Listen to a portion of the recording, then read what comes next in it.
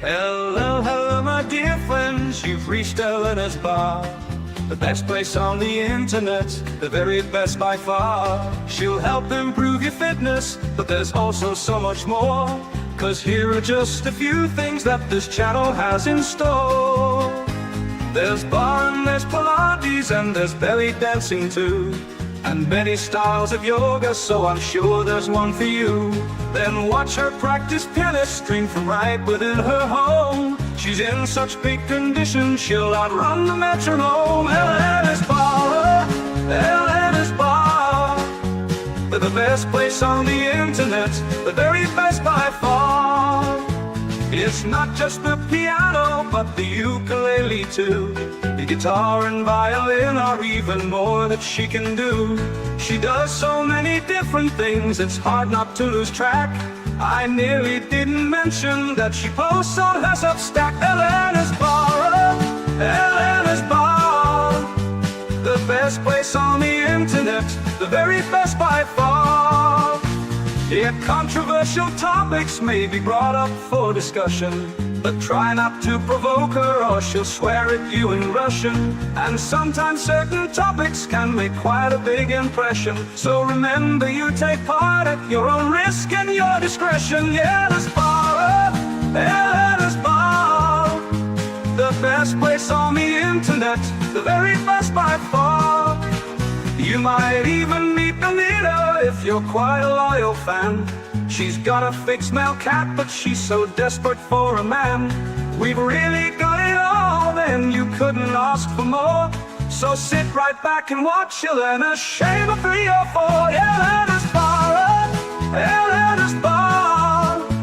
The best place on the internet, the very best by far.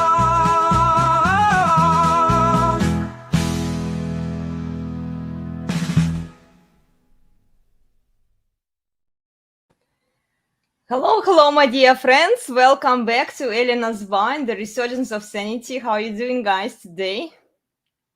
All right, go Red Raiders. Ready? Awesome. Okay.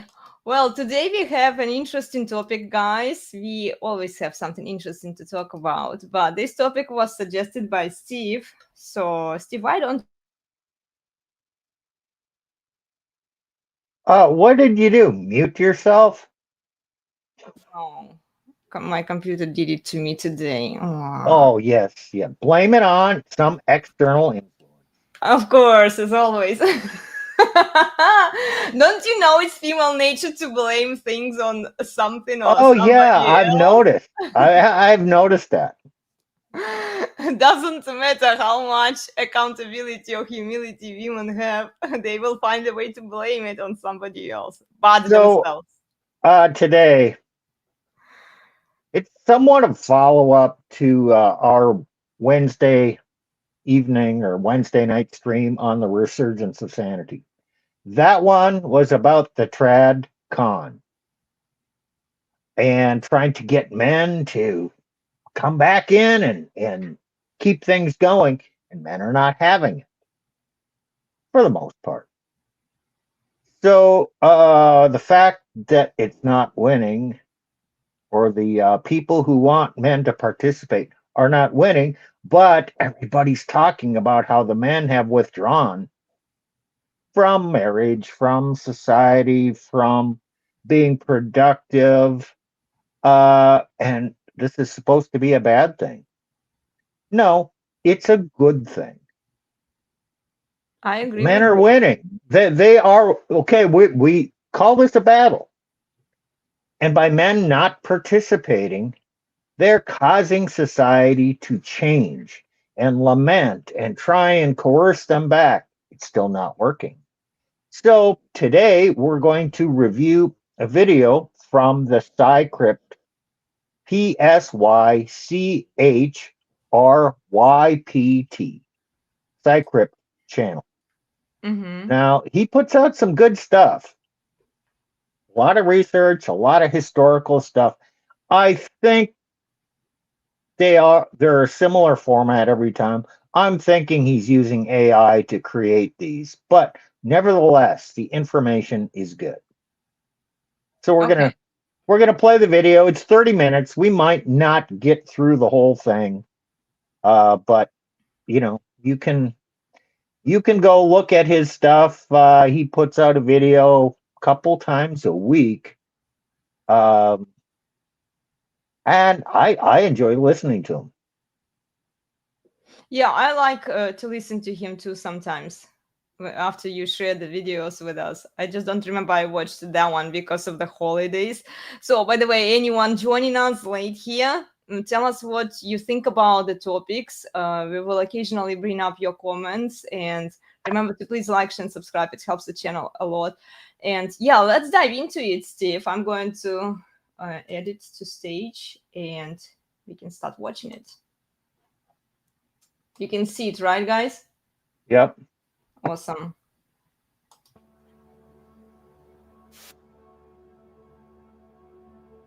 What if the most rational, self-preserving choice a modern man can make is voluntary isolation? Within the next minutes, we will prove that a silent exodus is underway, not a loud protest, but a quiet, mass withdrawal of men from the arena of romantic connection with modern women.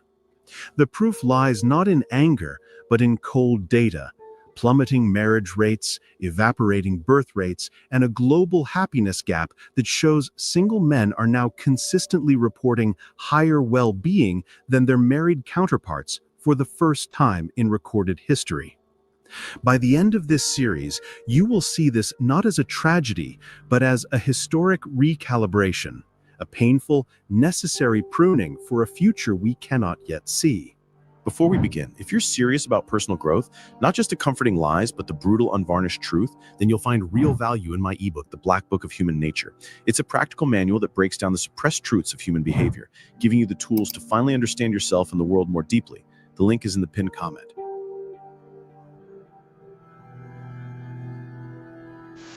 The image is seared into the cultural memory. The lone man at the edge of the party, glass in hand, watching the dance of social and romantic connection from a distance. We've been told he is lonely, pitiable, a failure in the Darwinian marketplace of desire. But what if we have the story entirely backward? What if he is not on the sidelines out of defeat, but by deliberate, calculated choice? What if, in his silence, he is not suffering a poverty of connection, but executing a wealth of preservation? This is not a theory of resentment. It is an autopsy of a social contract that has quietly dissolved, leaving millions of men looking at the terms of modern love and partnership, doing the math, and finding the sum profoundly negative. They are not choosing bitterness, they are choosing sovereignty, even if that sovereignty wears the mask of loneliness. Let us begin with a story that is not ancient history, but one unfolding in 1,000 anonymous apartments at this very moment. Picture David, 28, a software engineer in Austin. His life is a curated algorithm of efficiency: a high salary, a sleek, minimalist apartment, a Peloton, a premium subscription to a meal kit service. His dating app profiles are optimized: professional photos, witty prompts, a careful calibration of ambition and approachability. For 3 years, he played the game. He endured the ghosting after seemingly perfect dates. He absorbed the quiet contempt when he admitted his love for video games or his desire for a family one day. He paid for dinners that concluded with a lecture on his unconscious microaggressions. He listened to a woman he adored explain with therapeutic jargon that she needed to find herself and thus could not be burdened by a label. One evening, after another such conscious uncoupling, he sat in his silent, spotless apartment. The expected emotion was sadness, but it didn't come. Instead, a profound, unsettling calm washed over him. He deleted the apps, not in rage, but with the quiet finality of closing a bad business deal. He redirected his energy. He bought a piano. He deepened his friendships with a small circle of male friends. He immersed himself in mastering Japanese. His friends and family ask with concerned whispers, "Are you lonely?" He struggles to explain the sensation. It is not the absence of joy, but the absence of a specific grinding anxiety he had come to accept as normal.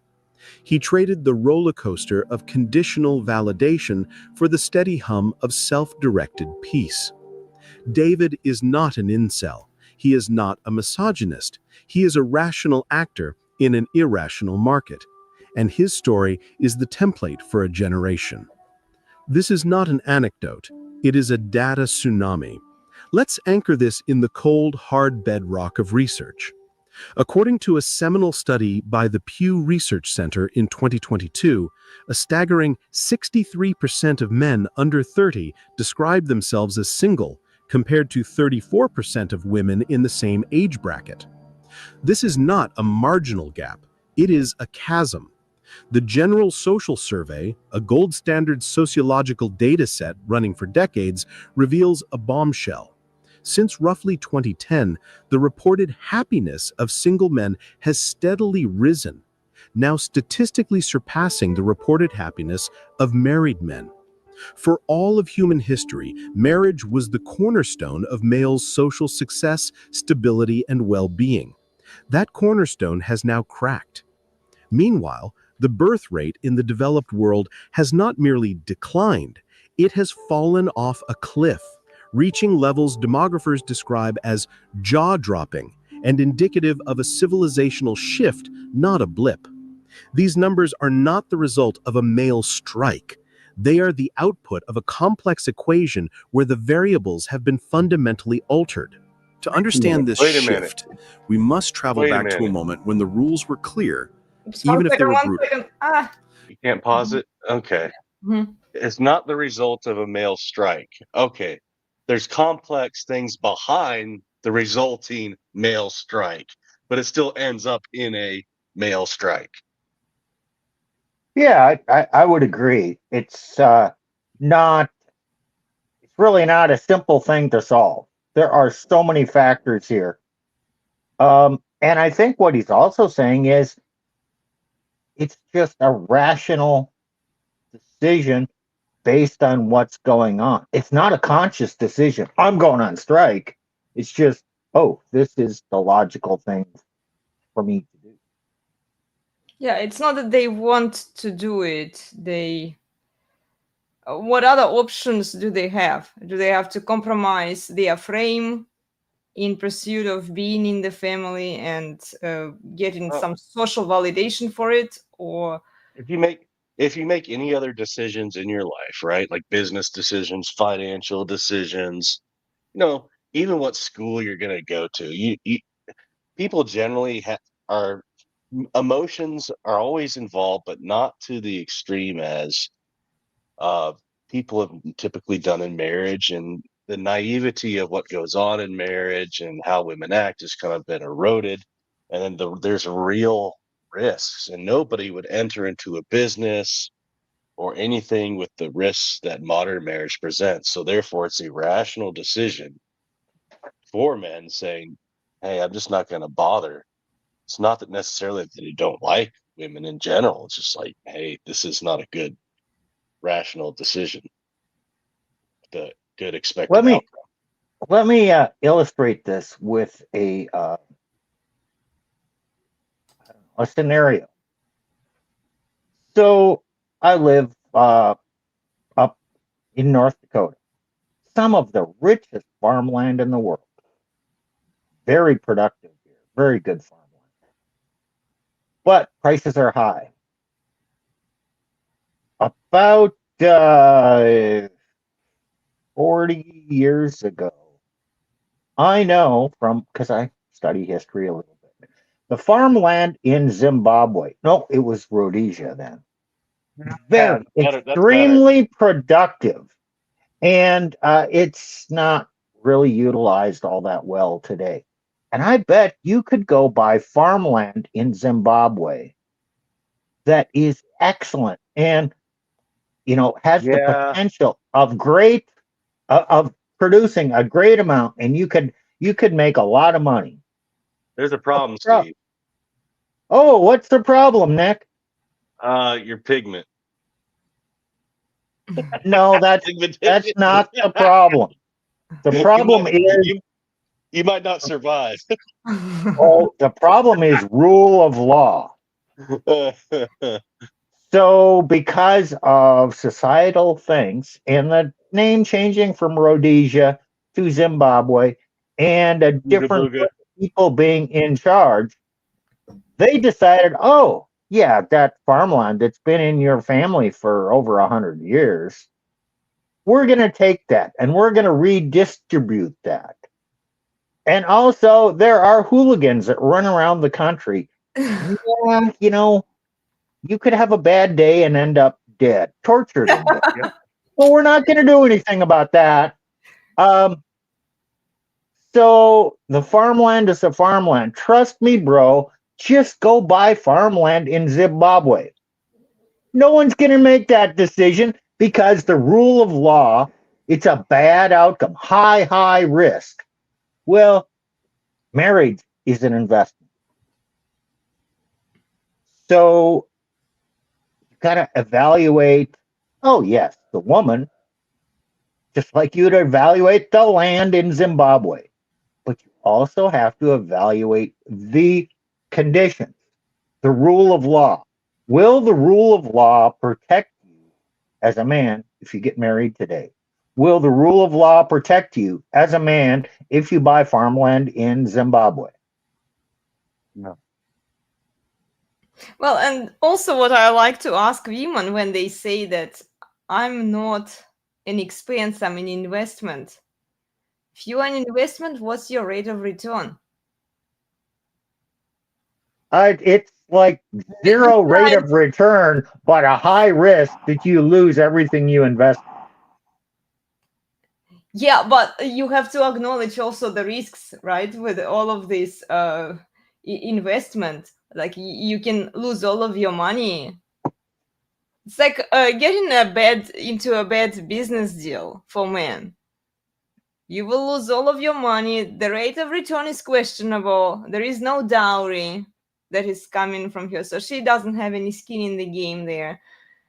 And usually when I ask women about dowry, they don't respond. They ignore that question. They don't even understand what dowry means. Well, I did make a couple of videos about dowry, and then they can always watch This Is Shah because he talks about dowry a lot. And yeah, the financial contribution, and then sometimes I even explain what dowry is. And then there are a bunch of simps who jump in to defend the my lady's honor and say women don't need no dowry. If you want a dowry, you are not a good man. You are a gold digger if you expect her to have dowry. But if she doesn't have dowry, doesn't it make her a gold digger because she expects a high quality, high value man there? She's been probably run through multiple times, many times. Exactly. She may not be a gold digger. She's just pragmatic.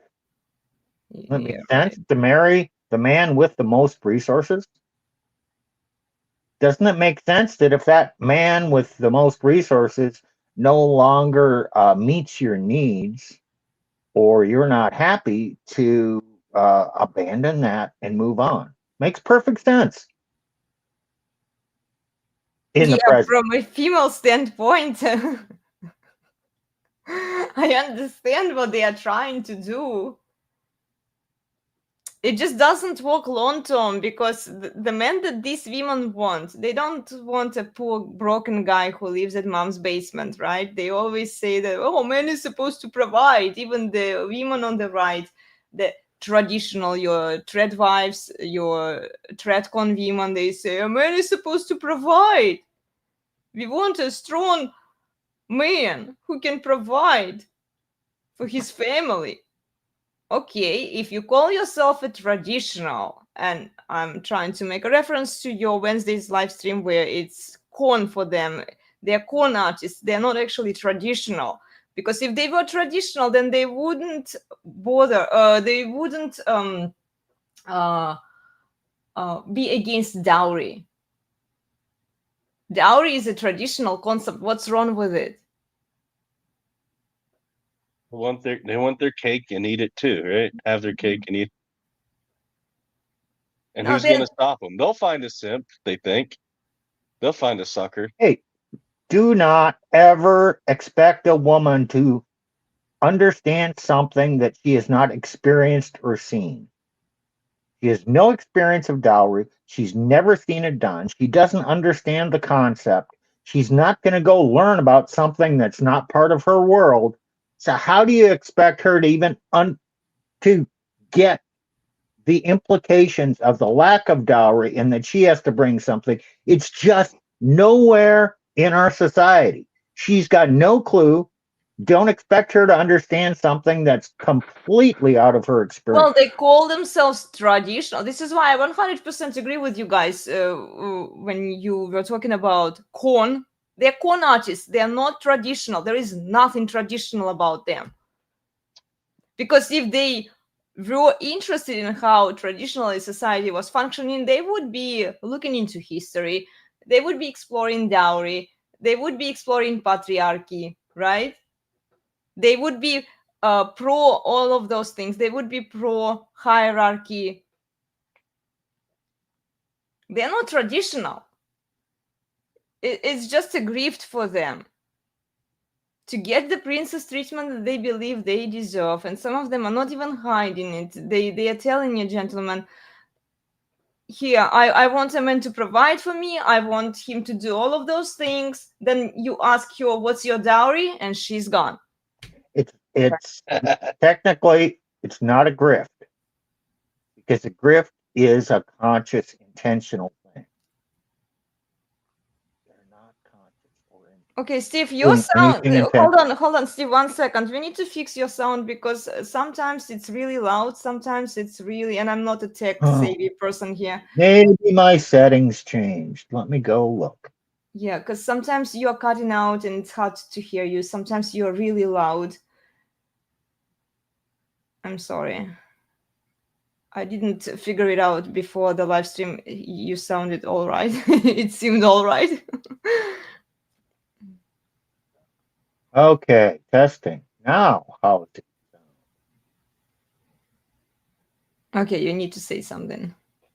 Okay, does it sound better now? Yeah, I think so. Okay, I turned it up a little bit.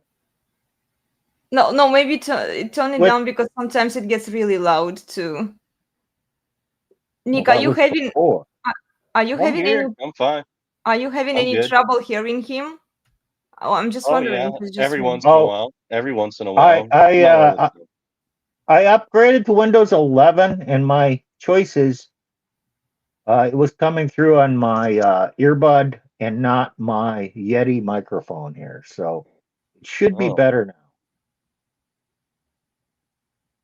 Okay. Well, let's let it run for a while to see how it works. Okay. Guys, in the chat, tell us if you can hear Steve well. Okay. Give us some feedback, please. Yeah. Oh, Tacticus is here. Good morning. Yeah, great to see you.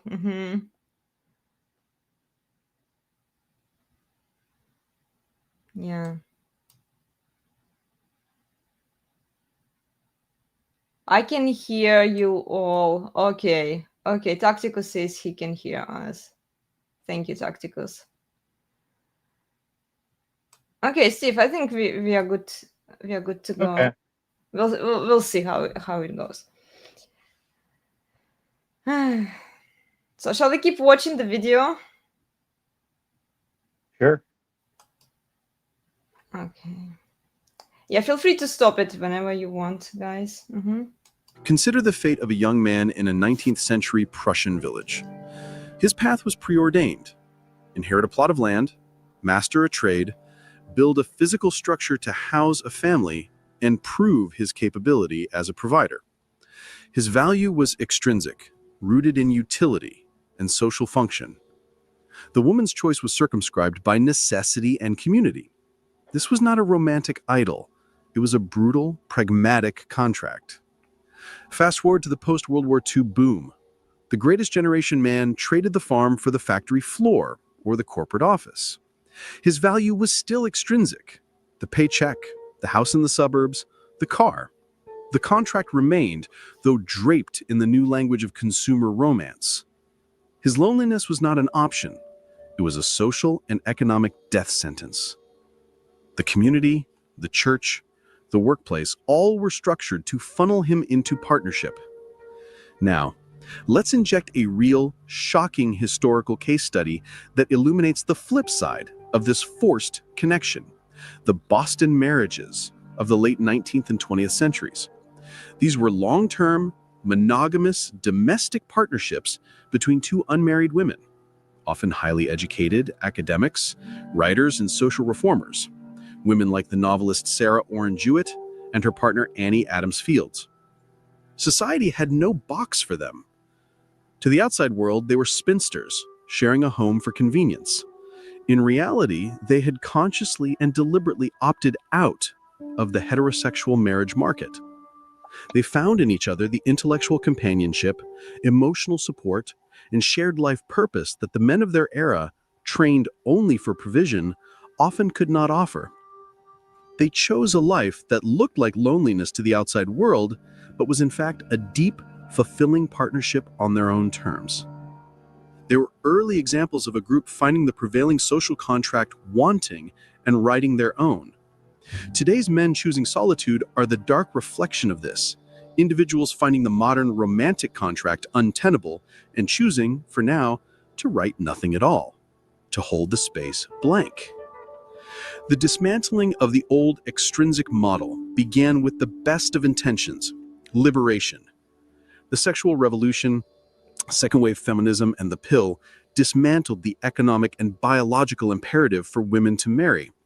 This was a moral and social good of historic proportions. But every revolution has unintended aftershocks. The old male roadmap to value, provider, protector, was publicly torched. Yet no clear new, universally accepted roadmap was issued to replace it. Should a man be a sensitive, emotional caretaker, a hyper-competitive alpha, a politically aligned activist, a wellness-focused minimalist? The signals are contradictory and paralyzing. A 2018 study published in the Journal of Counseling Psychology found that modern men report unprecedented levels of role confusion, linked directly to anxiety and depression. They're told to be vulnerable, yet see vulnerability weaponized in social conflicts. They are told to be ambitious, yet are vilified for the toxic masculinity of competitive drive.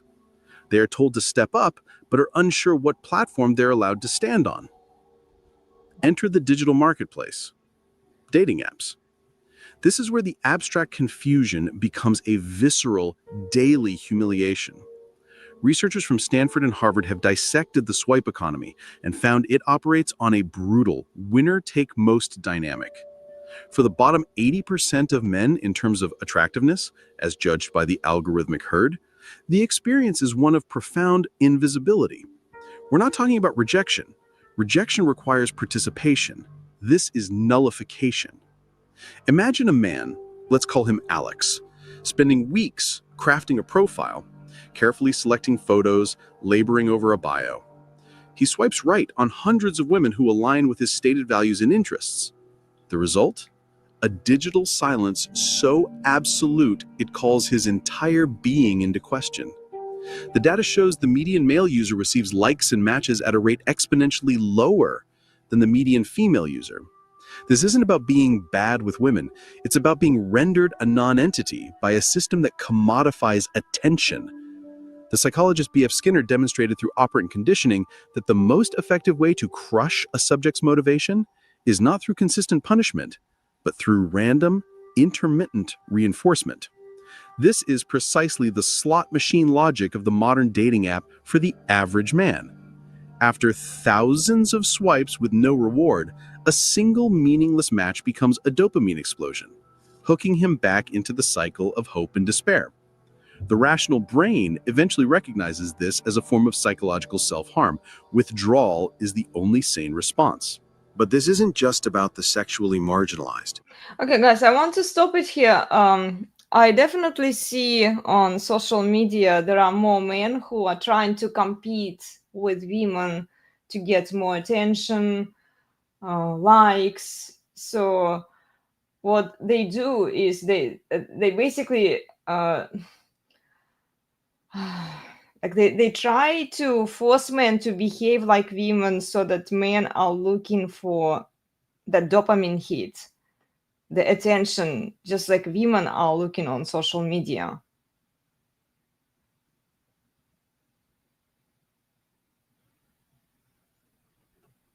A bit. Yeah, I guess so. Seems like they're yeah. So they. I hear that they get one. They don't get any responses, and they get one response, and it's like a enough just to bring them back in, keep Yeah, going. to It keep kind of going. reminds me. It reminds me of husbands whose wives don't put out. Yeah, and then A she lot of puts times out they'll dangle one. just enough to try Mhm. to keep him satisfied, but not really. Just enough so he doesn't leave, or just enough so she doesn't really get called out too bad.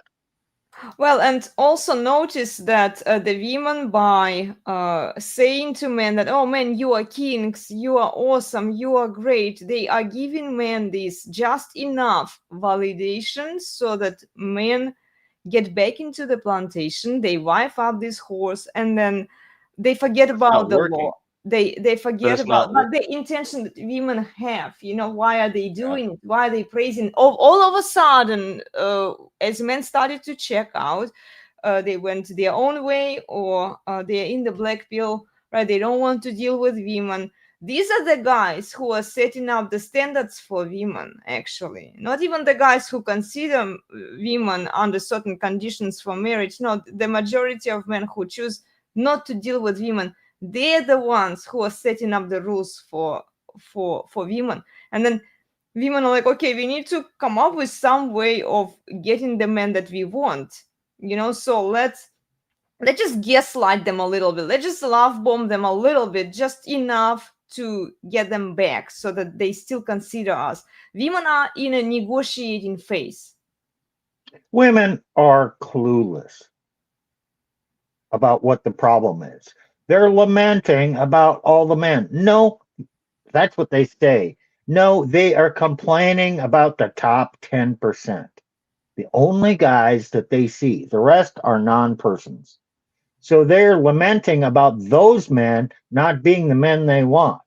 Now, why don't I participate in online dating? Because I would have to put a profile out there. It would be all about my picture, my physical persona. Mm-hmm. There's more handsome guys out there. I'm not ugly, but I'm older.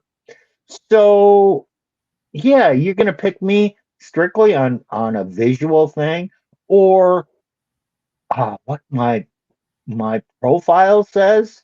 No, I my personality has, if anything happens, it's gonna be because of my personality, And my it's wit, and I'm looking for an intelligent woman, not a woman out there shopping for the most financially successful, handsome man, which is all you're going to get on the dating profiles. So count me out. yeah, and then they say this is the gift for men, here, man up and do better, so that you can outcompete all of those other men with cool pictures on social media, so that you can put a higher income number on that profile that she considers, like this No, desire I'm to. out. I know, right? It's like, if I were a man, I wouldn't want to deal with this, even. um Well, I still deal with it, even though I want to be left alone. I I still have to deal with it. Well, Not yeah, to online. some extent, but like, you wouldn't be actively pursuing women on No. dating apps to begin with, because it's just a waste of time, it's a waste of energy and resources. And Tacticus outlines the problem. You know what? You see me? Well, yeah, maybe. But you know what? There's someone better out there than Steve. Hmm. Because there's a delusion of opportunity. Yeah, is he the best I can do? Undoubtedly, No, there is someone better out there. Are you going to achieve that? Probably not. But Okay, a so possibility exists. So why would you Steve, settle when the possibility of something much better is still out there?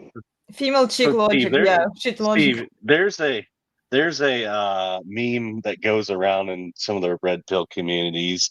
It's Lois Lane in bed next to Superman, and she's wondering, I wonder if I could do better. Yeah, true. So true. Yeah. Yeah. I Like mean, you this could Oh, be freaking Superman, and they'll still wonder, I wonder if I can do better.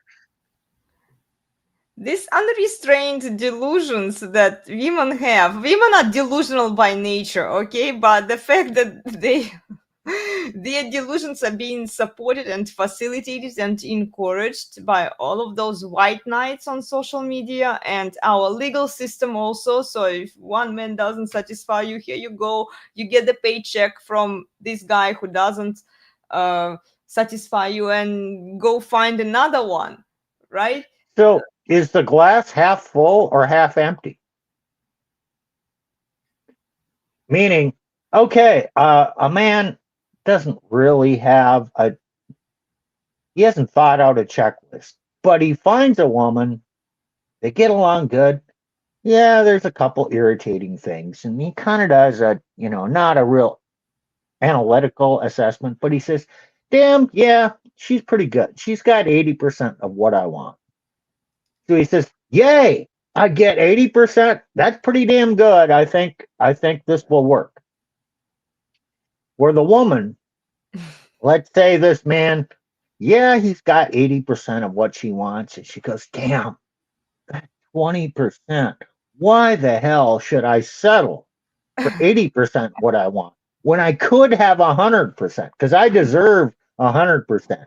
So I at the 80% level, the man is cheering because, yeah, I got 80% what I wanted. And the woman is lamenting, oh, damn, I had to settle for 80%.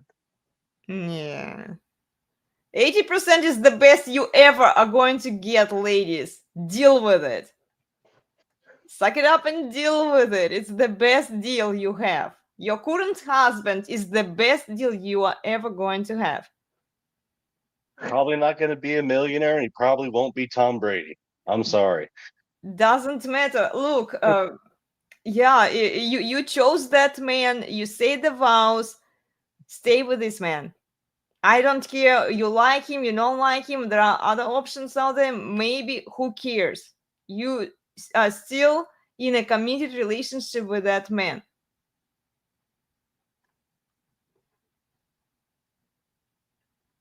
Okay, let's keep watching the video, guys. This is about the high value output. Remember David, our software engineer? He has options. His withdrawal is more philosophically interesting. For him, the cost-benefit analysis has shifted. The historical benefits of partnership, regular physical indulgence, domestic comfort, social status, children, are now either available a la carte, socially devalued, or come with a price tag he is unwilling to pay. And what about physical intimacy? The accessibility of online videos Yeah. and the normalization of casual encounters One have, second. for some, Yep. Oh, did somebody want me to stop this one? Okay, I'll keep running with it. I heard some. decoupled it from commitment. Domestic comfort? He can outsource cooking, meal kits, cleaning, apps, and conversation, podcasts, online forums. Social status? In many progressive urban centers, being a traditional husband and father can be a neutral or even negative social marker, seen as bland or regressive. Children? The legal and financial risks of divorce, where he faces a high probability of losing custody and a significant portion of his assets, make it look less like a dream and more like a leveraged buyout with catastrophic downside risk. A 2020 analysis of family court outcomes in several U.S. states still showed mothers being awarded primary custody in approximately 80 to 90% of cases, even when fathers sought it. When men run the numbers, the ledger of modern marriage often flashes red. So they retreat. But this retreat is not into a basement of bitterness. It is into what the Japanese sociologists, observing a similar trend a decade earlier, termed the cave of the solitary bliss. They invest in hypercompetence. They build impeccable bodies in the gym, a domain of clear, measurable progress, where effort directly correlates to result, a stark contrast to the opaque, shifting rules of dating. They pour themselves into careers, crypto, creative pursuits, or deep dive hobbies like philosophy, history, or mastering a craft. They are building what the ancient Stoics called an inner citadel. The Roman Emperor Marcus Aurelius, ruling an empire while weathering profound personal loss, wrote in his Meditations, "You have power over your mind, not outside events. Realize this and you will find strength." This is the mantra of the modern opt-out man. He is turning his energy inward because the external world of romantic connection has become a chaotic, Right. high-stakes casino with rigged odds. The See, emotion Mhm. Elaine, this is exactly, we did an episode on red pill China. This is exactly what the men in China are doing. They can't control anything. So what are they doing? They're going fishing. They're focusing on themselves. You know, they're not focusing on women because the women will divorce them. You know, if they lose their job, they might not ever have a chance for that career again. Within 6 months to a year, they're probably divorced and kids are gone. So the guys, what are they doing? They just say, nope, I'm just going to do my work and then I'm going to go fishing. I'm going to work on myself and I'm going to enjoy life. Sure. Yeah. And we're the internet is out there. We're getting all the data now. Guys are sharing their stories. So a decent man, smart, whatever, successful. Okay, businesses change. They close the business for whatever reason. Maybe ship the production to China. He loses his job. All of a sudden, he's not fulfilling his role, and she becomes dissatisfied and divorces him. It might take him 6 months to find another job, or he might have to change careers. So instead of making, 120 grand, he might have to find some other job. Now he's only making 80 grand. Oh, that's not what she signed up for. So she's out of there. So, okay, guys are saying, yeah, the risk of the performance anxiety and the risk of divorce and losing everything is just too large. So if a man's making 120 as a single man, damn, that's a lot of money. If he loses his job, he's out of work for 6 months, he's probably got enough saved up. Okay, fine. He'll find another job making 80. I tell you what, a single man making 80 grand, he still has way more money than he knows what to do with, as long as it's not going to alimony or child support. Would you agree, Nick? Oh, so you're describing me now. Okay. Well, I mean, you're doing okay financially, except most of your money is taken from you before you. I Yep. mean, just imagine the life you could have if you got to keep and have the money that you earn. Yeah, women and children, they are expensive. And then what do men get? Oh They no, don't. okay. Women and children are expensive. Fine, I can deal with that. Not that's a trivial thing. Mhm. It's that divorced women and children not in your custody are devastatingly expensive. That's when men complain. It's not paying the price while they're it's not doing the work while they're there. Yeah. Men will bear immense burden. when the wife is in the home, the children are in the home, even if she's a nagging bitch and he's not Yep. getting any sex, he will still stay and he will still do his duty and provide. External factors may put that at risk at times, but he'll figure it out within a few I months. did. I figured it out. I did it. But no, it's now when they take your kids and you barely see them, they get to raise them. You don't have a say in how they're raised, but you're supposed to pay for everything. How about you go take a fucking hike?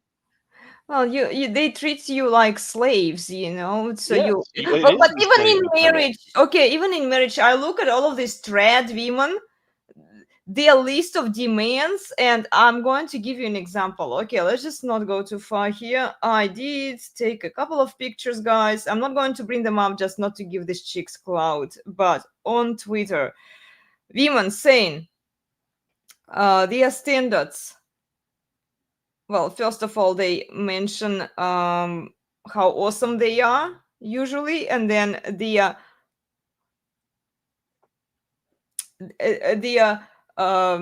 standards for men. Okay, so my standards for 2026, for 2026, sorry. Here, he must have here 5.5 feet or above. Actually funny, no mental personal disorders, doesn't get drunk. Crypto is an investment, not his business. Mhm. IG following doesn't look like he owns nail salon. She's very specific. Wouldn't lose in a fight. This is the man that she's looking for. Pays for Sometimes you lose. There's nothing you can do.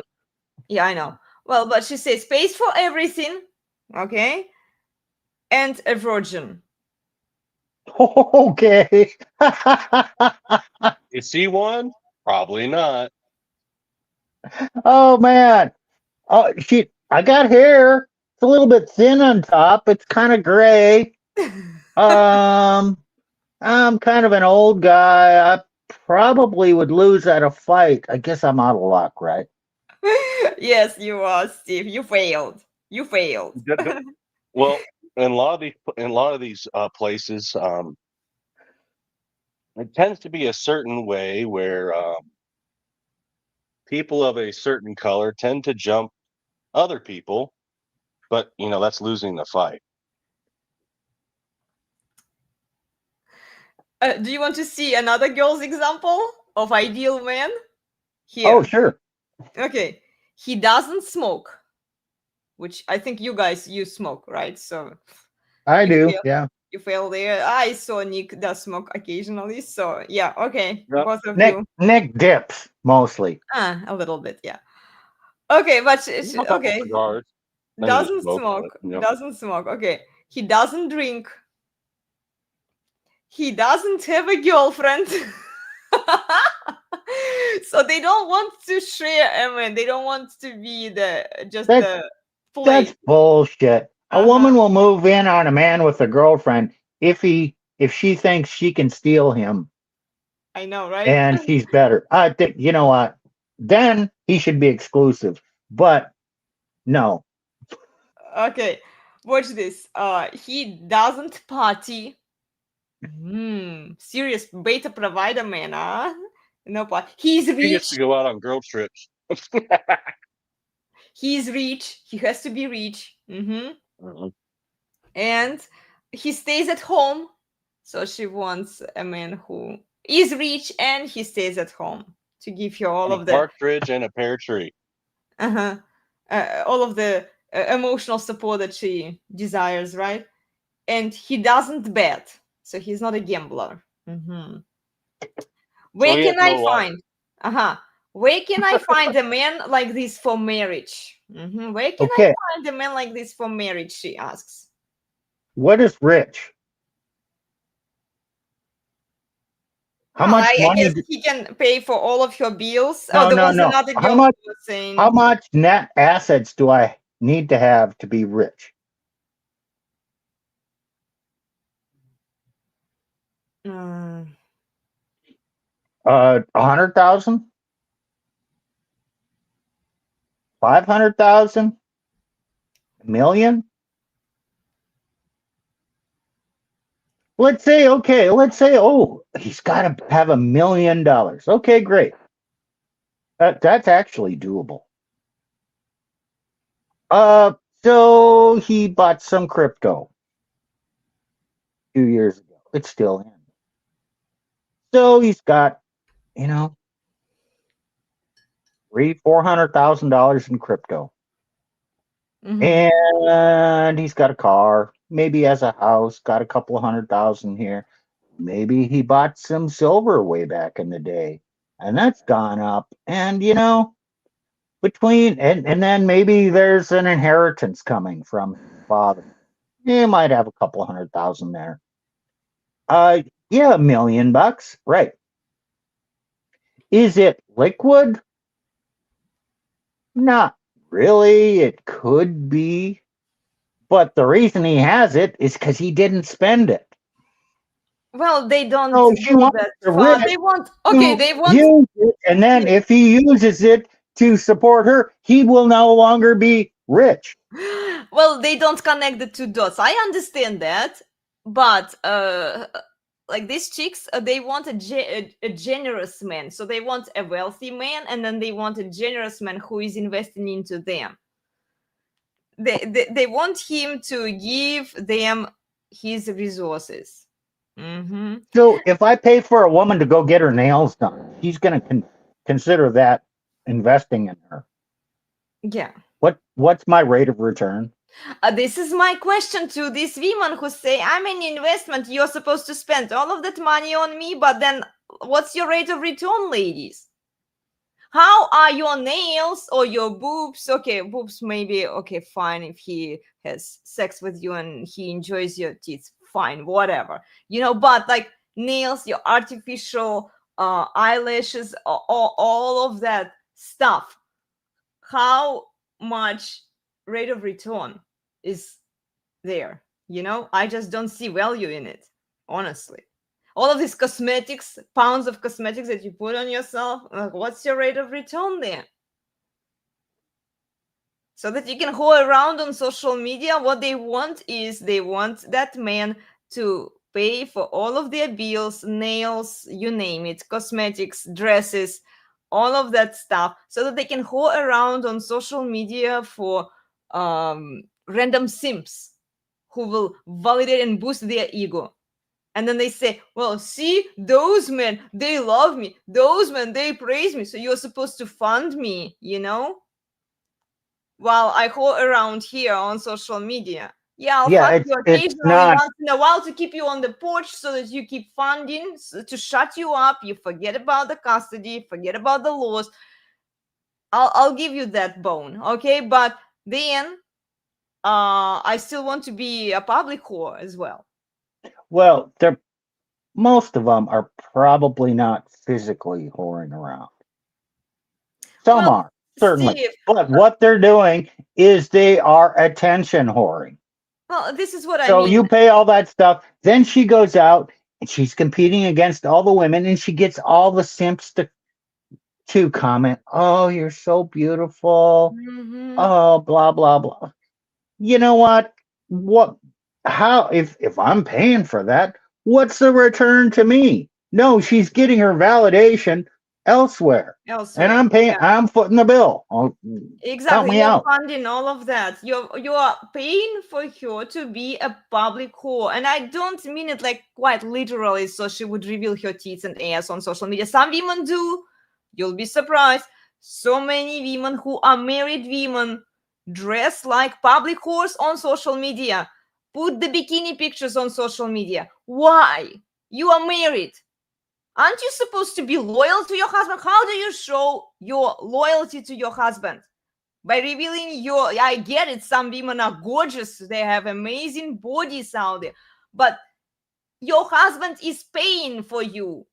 He's funding your lifestyle so that you keep whoring around on social media to get more attention from random strangers on the internet. This is how you repay your husband. This is your rate of return, ladies. Okay, here is another woman for you. I'm 25 years old. No boyfriend, no kids, no house, no savings. I was just about to ask what's your dowry. Left law school for crypto. Lost all my money in crypto. And then she says 5'3" height and 61 kilograms. Okay, she must be a European chick of some kind. Oh, she's antisocial. Lives with So your who's gonna, parents. so who's going to be Captain Save-A-Ho? Yeah, right. And then she says, be honest. Is it over for me? Yes, lady, it is. I'm honest here. You're done. We might find a simp. Well, but like the man, she doesn't want a simp. Like the desire that all women have is 1% of world male population. He must be rich, he must be that, he must provide. Is it over?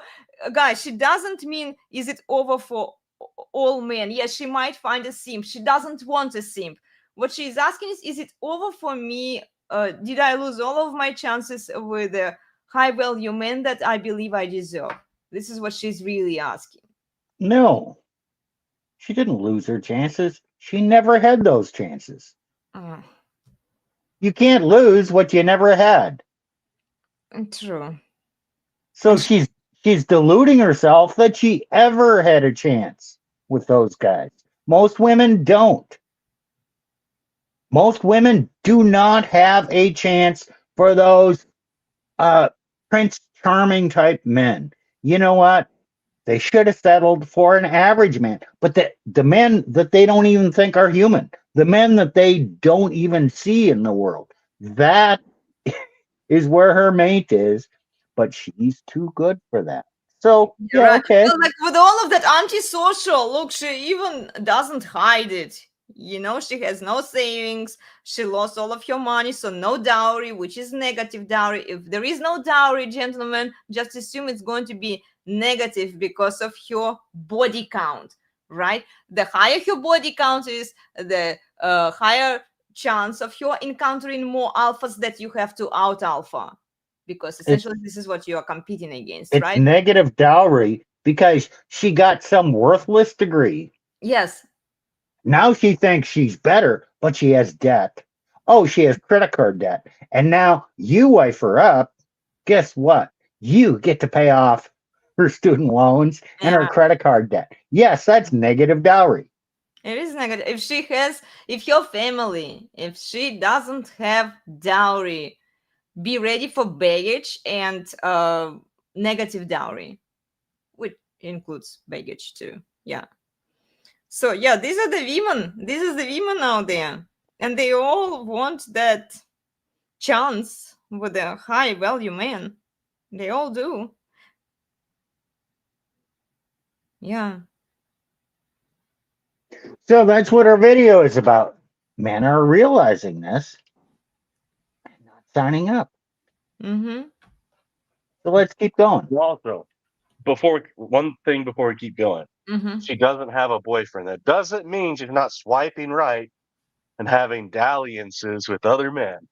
Yeah. Great. One night stands, but she doesn't have a boyfriend. Just Yeah. put that in the back of your mind. Keep Yeah, going. it doesn't mean Right. that not having a boyfriend is okay. I'm opening my opportunity for consolidating on a resourceful man that I want, but it doesn't mean that I'm an anatomical virgin here and completely innocent. And Translate it. I didn't fuck around. No, I don't have a boyfriend means I'm not exclusive to any man currently. Yeah, true. Yeah, she's not exclusive. Mm-hmm. Yeah. Yeah, true. Okay, let's keep watching. Yeah, great points. Mm-hmm. Okay. The emotion he grapples with is not hate for women. It is a deep, pervasive grief for a script that no longer exists. He was raised on stories of heroic quests, of winning the heart of the princess by slaying the dragon. He arrives at the castle sword in hand, only to find the princess has slain her own dragon, owns the castle, and is interviewing potential consorts for their emotional availability, political views, and whether their personal growth trajectories are compatible. The dragon was hard, but it was a comprehensible enemy. The interview panel is existentially terrifying, so he lays down his sword. He walks back into the forest, and he discovers to his shock that the forest is not a place of lack, but of a different kind of abundance. The joy he rediscovers is the joy of autonomy, the joy of a Saturday with no obligations, of spending money on his own passions, of deep, uncompetitive friendship with other men who are on the same silent journey. He finds reliability in systems, the gym routine, the investment portfolio, the coding project, that do not suddenly change their rules or accuse him of moral failing for misunderstanding them. This is the great silent disconnect. It is a movement without leaders, without manifestos, without rallies. It is a million individual decisions made in quiet apartments after one too many micro-rejections, one too many shifting goalposts, one too many glances at a legal textbook outlining divorce discovery. They are choosing the predictable ache of solitude over the chaotic torment of conditional connection. They are not saying no to women. They are saying not under these terms. And in that not, there is a terrifying nascent power. For when you withdraw your attention, your desire, your pursuit, you withdraw the fuel that has powered the entire social engine for millennia. But this is only the surface layer of the tomb.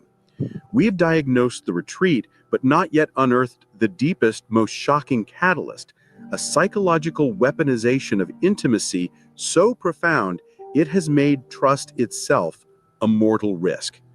Now we will descend into the heart of the modern male dilemma, the betrayal not by strangers, but by the very architecture of love itself.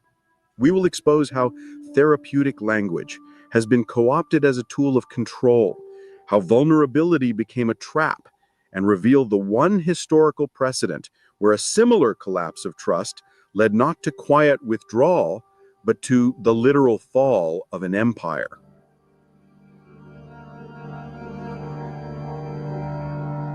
We left our modern man in the forest of his own making, finding a quiet, if somber, peace in his sovereignty. But to mistake this retreat as mere frustration with dating apps or economic calculations is to miss the seismic fault line beneath it. This is not a financial or logistical decision, it is a crisis of faith. The deepest wound, the one that truly seals the retreat into solitude, is the systematic evisceration of trust. Men are not just opting out of bad deals, they are fleeing what they have come to experience as a psychologically hostile environment, where the very mechanisms designed for connection have been weaponized into instruments of control and personal risk. The loneliness they choose is, above all, a sanctuary from this specific form of emotional peril. To understand this, we must dissect a modern phenomenon, the therapeutic takeover of intimacy. The language of psychology, boundaries, trauma, triggers, narcissism, gaslighting was developed as a tool for healing, for understanding the self and navigating human pain with more grace. But in the social media age, this language has been distilled, weaponized, and turned into a cultural lexicon of moral judgment. For a generation of men trying to navigate relationships, Okay, it stop has this, become... Mm-hmm. Nick. Yeah, Nick was. Any of those terms been used against you? Have they been Oh, yeah, weaponized against you? pretty much. And I just say I'll just take a crap on caring about their feelings and caring about their terms. They can shove it where the sun don't shine, 'cause I don't give a shit about their woke psycho babble. Now that is a decision you have come to after being put through the meat grinder. Several times. You did, you know, 4 years ago, you wouldn't have said that. Nope.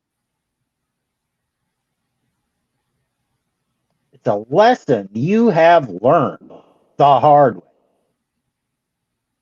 Because caring and trying to do your duty ended up being weaponized against you. So, gee, that was a failure. So now, you know what? I may lose, but I'd rather lose by not trying than by trying. What? Steve, I don't think that it's against him fulfilling his duty. They want men to fulfill their duty. It's just for him having No. They no. They want the provider duty. They don't want anything Yeah. else. So the provider Yeah. works the long hours, does his duty. And then that's weaponized against him.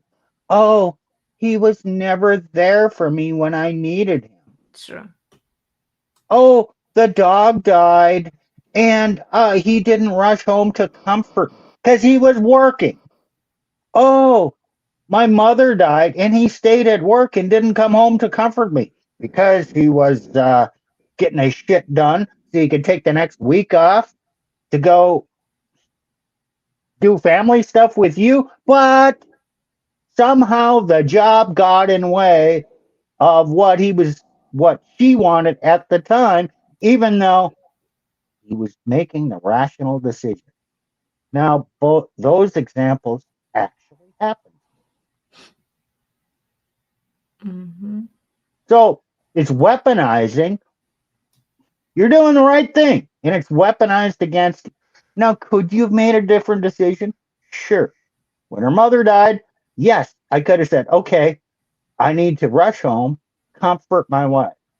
Okay, now the next day, I need to go to work and finish up this stuff so I can take off the next week. How do you think that's going to work?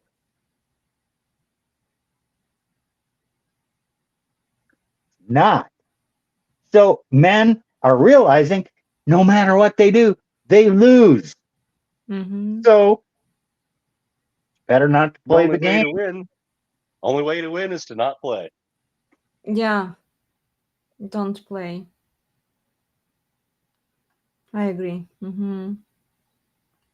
Now, people might think, oh, Sandman is just bellyache. He's just maybe, fine, whatever.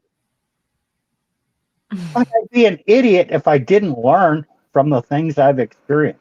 You can tell me, oh no, it's really not that. Well, somebody wrote here, Mr. Sandman is a bitter male whose ego has been busted several times. Steve? Okay, well, maybe my stories are reality. And you're just trying to dismiss the reality that many men have experienced and the young men are observing and choosing, I'm not going to go down that path. So, yeah, delude yourself. Blame me for being bitter. Blame Nick for being bitter. Oh, yeah, No. we are just No. outliers, right, Nick? So this is what I said on Wednesday. There's this pile of shit, right, on the floor. Mm-hmm. And you know it smells like shit. It looks like shit. You know, you probably don't want to taste it to know what it tastes like, but the tradcons are trying to tell you, no, let's pluck out your eyeballs, right? Plug your nose and open your ears for me to tell you, no, it's really chocolate. Yeah. The chocolate smoothie. True. Yeah.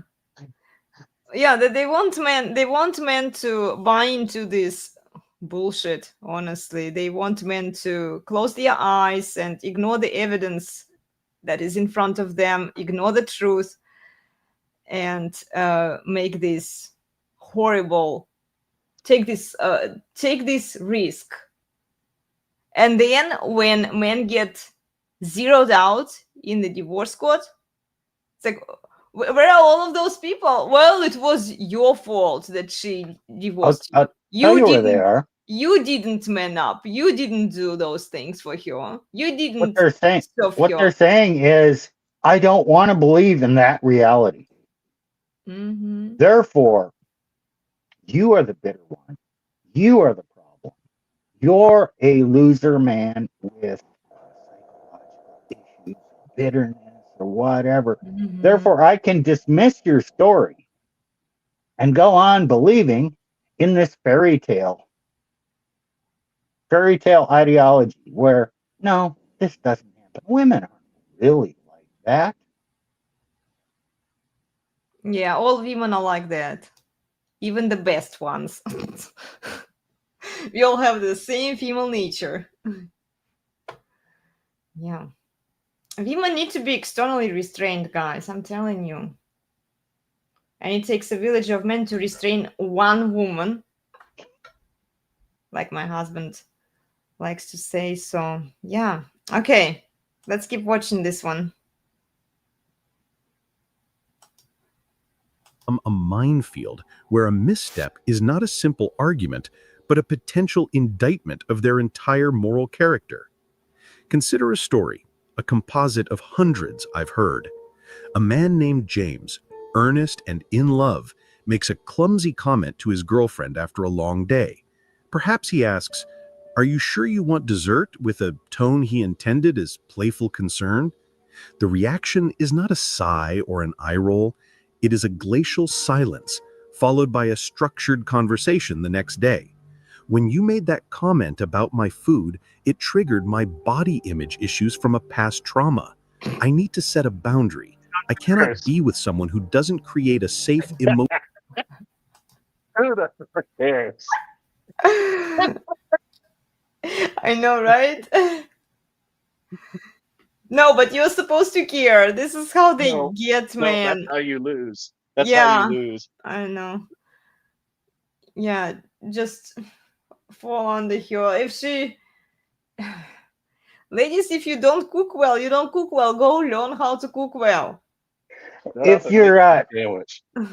if you're 10 pounds, 15 pounds, 30 pounds overweight, and he just makes an offhand comment like that, are you sure you want that? He may not have the intention to say, "You're fat, don't eat that." He may have had that intention. We don't know. She is not a mind reader. She cannot actually read his intentions, but she thinks she can. And he triggered her with some offhand comment that he might have meant it innocently. He might have said, "Well, are you sure you want that now? Like, let's come back and eat dessert in 45 minutes. Hey, you know what? Let's go upstairs, get busy. And then after we're done with that, you can come down and have this dessert." He might have meant that. Who knows? But that comment just proves how insensitive he is. Oh, it's just like you can't say anything to women. Whatever you say will be taken against you. You That's compliment why you them, don't but even talk to him. No, oh, like they'll try to make you apologize if you're in a corporate workplace. That's why you just don't talk to them. true. Don't even engage in conversation. Yeah.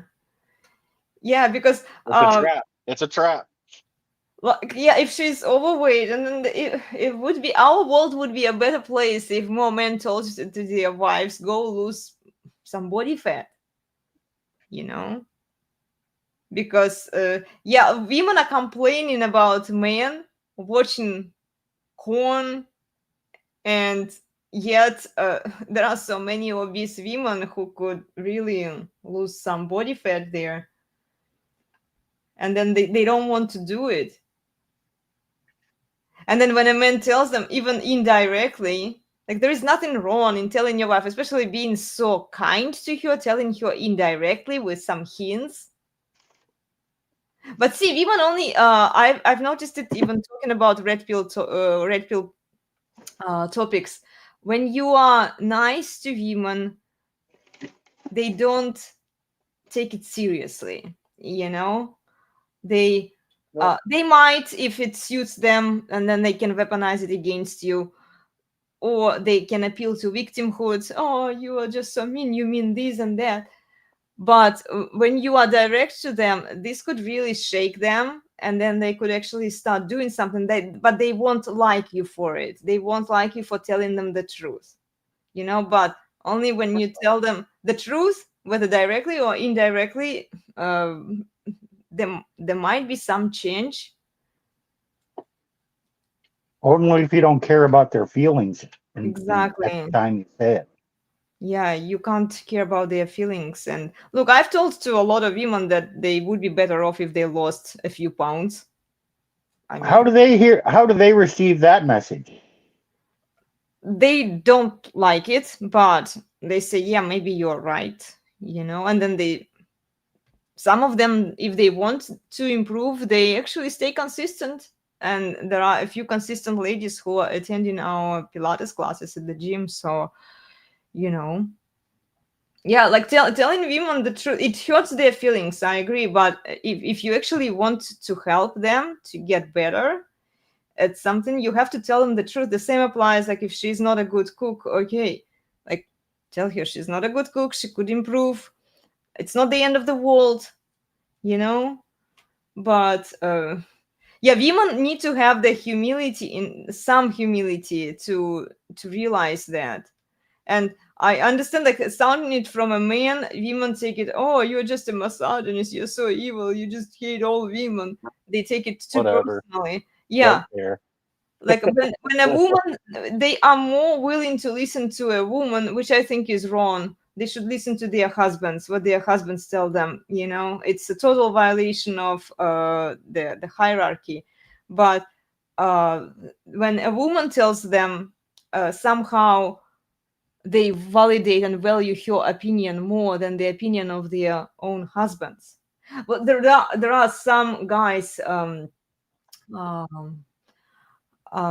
who really want their wives to go to the gym, and they've been reaching out to me, and they were asking me, how do I convince her to go to the gym? I'm like, look, she has it way too comfortable, because you already give her everything she wants. She doesn't feel incentivized to go because she's not scared of losing you, and the law is on her side. So it's not really helping men there, and then there is not much you can do there. But can you try to convince them to exercise? Like, look, I can do my best. I can tell them that consistent workout is good for them, it's healthy for them, but they are not going to listen because there are There's a problem. nuances. The problem is in your how can I convince my wife? How can I convince a woman? Exactly.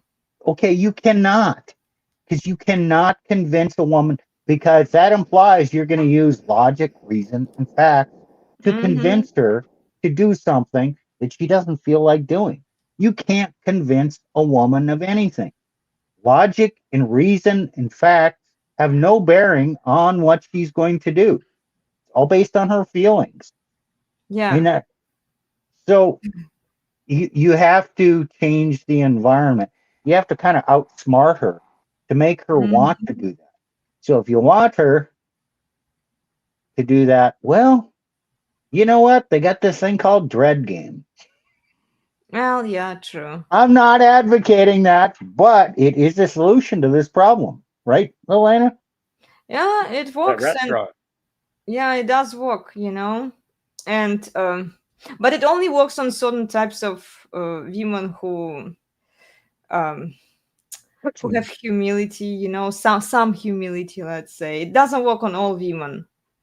So here, Shiv wrote a funny comment. Why don't you work on your body mass index? Here, because if I do, then you win. Here you go. Yeah, this is the attitude.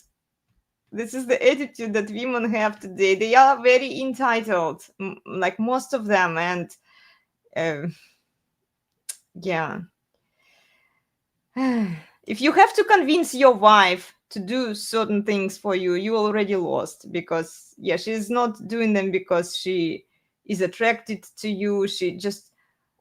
keeps you because you found her lifestyle, because you are convenient for her, but not because she has this burning desire for you. Yeah. Mm-hmm. Yeah. Okay, let's keep watching the video, guys. Mm-hmm. We are almost done with it. Well, emotional container. James is not being accused of being clumsy or insensitive. He is being accused of causing psychological harm, of re-inflicting trauma. His apology is not for a poor joke. It is an admission of guilt for a crime he did not know he was committing. The rulebook was changed without his knowledge, and the penalty is excommunication. The psychological safety he is told to provide becomes a one-way street where his own vulnerabilities, his own bad days, his own human flaws cannot risk expression lest they be cataloged as further evidence of his toxic patterning. This creates what psychologists call walking on eggshells anxiety, a state of hypervigilance that is antithetical to genuine intimacy.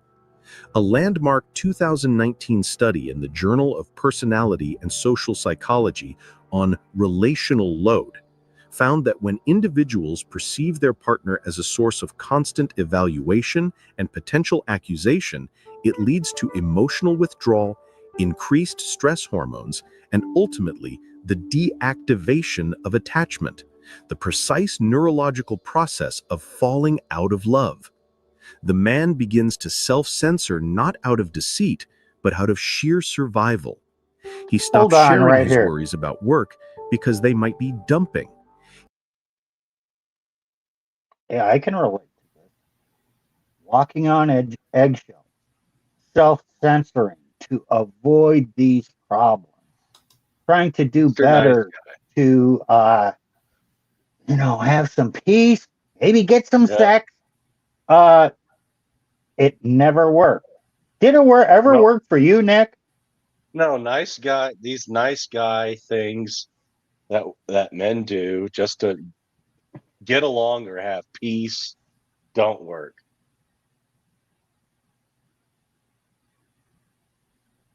It, you just have to be assertive, say what you mean, and don't really apologize for it.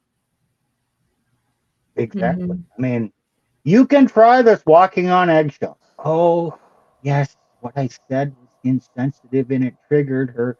And then she went on a tirade and told me how wrong I was. And then she brought up everything, including the kitchen sink, of every wrong I've done for the past, since 3 years from prior to meeting her, about all my sins and how I have to atone for every one of them. Holy shit. This one Make little sure incident, make, this one trivial thing I did wrong, brings up all my past ills. Or one thing, I ask you to, you know what, could you make a better meal? Or, maybe you could lose a few pounds.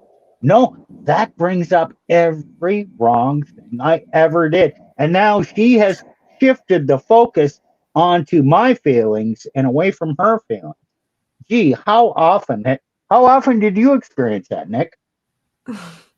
Yeah, and I go on for hours. I didn't even know what the hell I was arguing about. And I did the dumb thing of just saying yes, dear, at the end, because I just wanted to go to sleep. Just at Then she, some point, then she accused me of just agreeing. Then, you don't even know what yeah. the fuck you're arguing about anymore. Oh, then she'd argue about me just agreeing just to get sleep. you can't win. There is no winning there. Yeah, whatever you say will be used against you. And yeah, unfortunately, and this is what people don't It realize. helped towards the end, or it didn't help. I don't know. I just started saying what I just stopped arguing and saying, no, it's what I want. It's mean. I don't care. They keep I don't saying care. that they want men to marry women, they want men to feel safe in their marriage, feel vulnerable because it's good. And I've seen, oh God, now all of the content that I've been sharing with you guys, we are not going to look into it, but you know the type of content I'm talking about. It's the threat con women, the threat wives. They say, well, women need to bring peace. Women should do all of those things for their men. They should praise their men. They should validate their men, right? But then it's the bare minimum just to keep a man on the porch so that he keeps providing, so that he keeps taking care of her. And it's still she's in charge, and she tells him where she wants to go, where he's The- supposed to lead Her her. motive that she's promoting, those women are promoting, is give to him in order to get more from Yeah. him than you're giving. Yeah. The motive is never give him this because it's your duty. End of story. Yeah. And I'm And sorry. if you do your duty, everything's going to be okay. Don't worry about getting more in return. Don't give in order to get, give in order to do your duty. Yeah. And that's what men do in these marriages. It's my duty to provide and come home every day. Even if he's a nagging bitch and I never get any sex, I'm still doing my duty. But He is not doing his duty to get from her because he gets nothing most of the time. And watch this. My husband usually says it in regards to people who have higher standards, right? Who are holding themselves to higher standards. Other people are going to hold you to those higher standards, but they are not going to hold themselves or anybody else to higher standards, even the same sex, like women. You know, they all hold men to higher standards because our society does, and men, they have those virtues. They have humility, accountability, right? They have the sense of duty, morality, other virtues as well that allow men to see reality for what it is. Women are lacking in so many of these things and they are reluctant to learn from men. And then they say, well, we are closer to Jesus, right? So you're supposed to serve us, you're supposed to do all of those things. Notice how it's all about like, men, you fulfill your duty. Men, you fulfill your duty. Feminine, as Anita said. But then, okay, yeah, right. But then when we talk about female duties, well, we can't force women into compliance, right? We can't demand sex from women because she's supposed to have that burning, genuine desire for you guys. So, you know, like we don't apply any standards on women. The True. only standard You said women lack these things. Sure.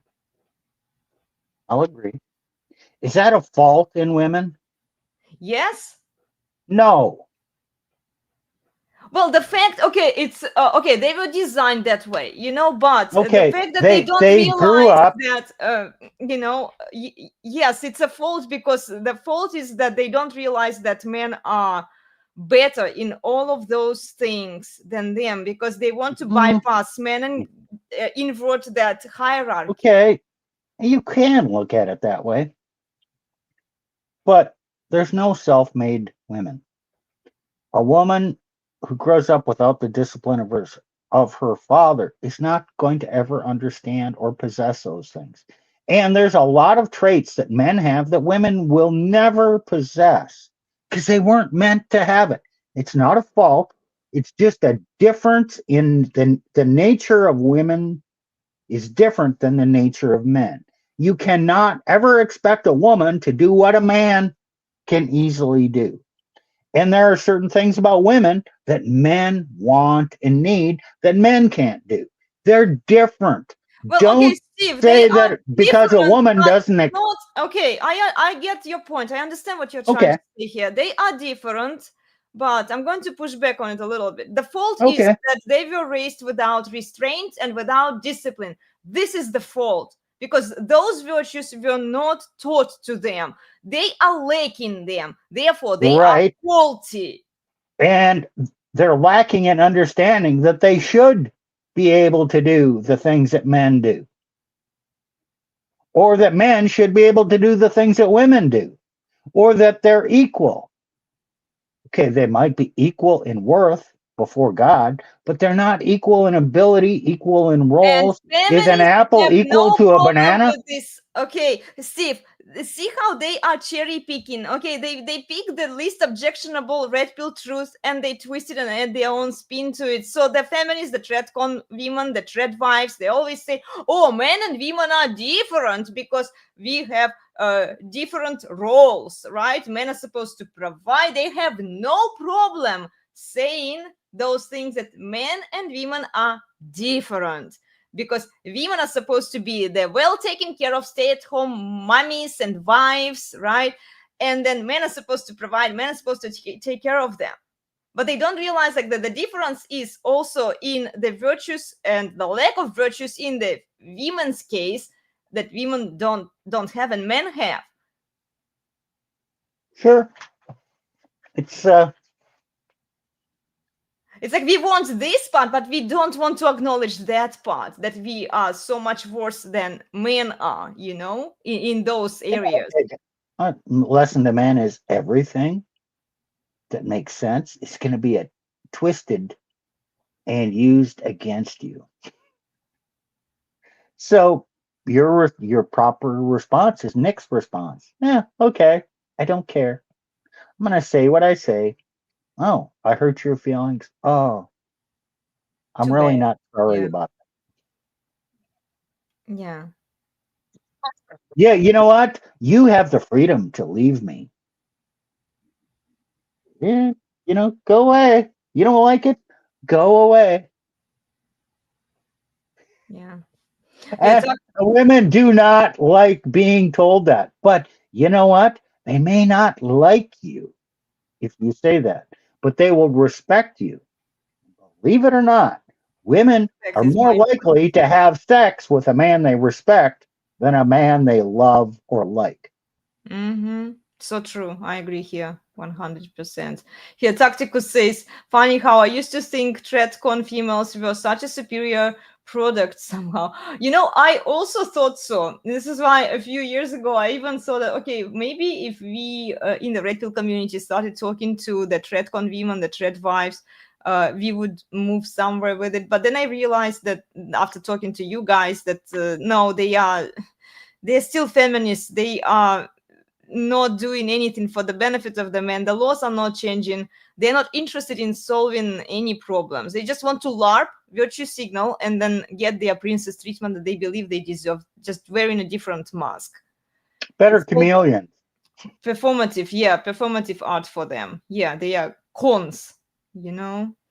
Yeah, they are all the same, and then they will repeat the least objectionable truth that we talk about in the red pill community. This is why I keep saying that just because she agrees with you somewhere, and then her content is grifting off what red pill guys have been talking about for decades, and just because she repeats all of those least objectionable truths, it doesn't mean that she's pro patriarchy and that she's pro hierarchy and she wants the laws to change. No, it's just her way of upgrading her target audience. She wants a different men to value her, to applaud to her. And then when these women don't get their promised veneration from saying all of these socially acceptable things, what do? Or they usually leave. So Yeah, it's this, not. It's what's it say? It's just your turn, buddy. well, people watching this might say, oh, you're really giving a black pill message. This is so black pill. It's so dark. That's what the problem is. It's your beliefs. You guys are bitter. No, it's fact. Okay, You have a it's problem with fact. the truth. A couple of weeks ago, I did a show on the resurgence called The 5 Stages of Red Pill Grief. The grieving. And I went through the 5 stages. At the end is the acceptance. You can lament about the nature of women and deny it and get angry about it and all these things. Eventually, you say, yeah, okay, women are this way. And you accept it. And now, if you find a woman that still meets your needs. Understanding her true nature and what she's capable of, and what you need to do to keep her under your dominion. It doesn't mean you have to hate women. You can say, yeah, I find a woman like that, great. I don't have to hate women for this. I just have to understand it. That may mean I I could find a woman, but I'm not going to go desperately looking for a woman and jumping through all the hoops or lamenting about the fact that I can't find one. If it happens, it happens. Yeah. Yeah. If she knows that she's better off by following your lead and submitting to you and you restraining her, then yeah, she might be a decent woman. I'm not saying all women are horrible out there that don't ever marry, you know. It's just No, There, no. Beware the grift where they say that, but in actuality, in actuality, it's yeah, if she it's actually the is doing bullshit. it. Yeah, this is why I keep saying be careful with what women say and what they how they larp on social media, because also watch who is watching them and then analyze their content. The women on social media, they are not traditional, period, end of discussion. Even I don't call myself traditional. I never claimed that title. Thank you. I don't want it. I'm not a traditional woman. I'm on social media. Okay. so, so the women complain that there are no good men out there. Mm-hmm. Okay, we're out here. Whether you include me in that category or not, they're out. So I have to apply that same logic to myself. Yeah, are there good women out there? Yes, absolutely. Will I find one? I have no idea. But that good woman that I find, is she going to be spouting the thing? Not all women are like that. Bullshit. Yeah. All women are like that. Just because you're like that doesn't mean you've acted upon it. Doesn't mean you're a bad woman, but you are definitely like that. There, but for the grace of God, go you. There are all kinds of women in history that have been good women and then faced with circumstances Mm-hmm. have turned to illicit activities for survival. Yeah. She was capable of that. All women are. Every woman is capable of the worst things that any woman does. She still Get might the be a divorce good woman. rates. A woman shows Yes. her true colors during a divorce. Oh, absolutely. But that true nature exists within all women, not Yeah. just the women who choose to use it. You can walk around with a pistol or a gun, have the capability of doing nasty things with that. But if you don't do it, doesn't mean you don't have the gun. Yeah. So women who all have a gun, some of them take it out and use it. Mm-hmm. Some of them don't, but they all have the gun. So in a way, I would say that if she was raised by a dominant dad and she has dowry, maybe she could have better chances than most women. Sure. But then she has to be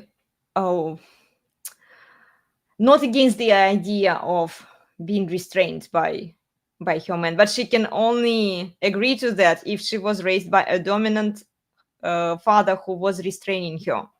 It can't be just, Maybe. oh, look at me here. I predict this future trend in the thread con and thread wife LARP, where they will all Doesn't, start talking about who their cares? death.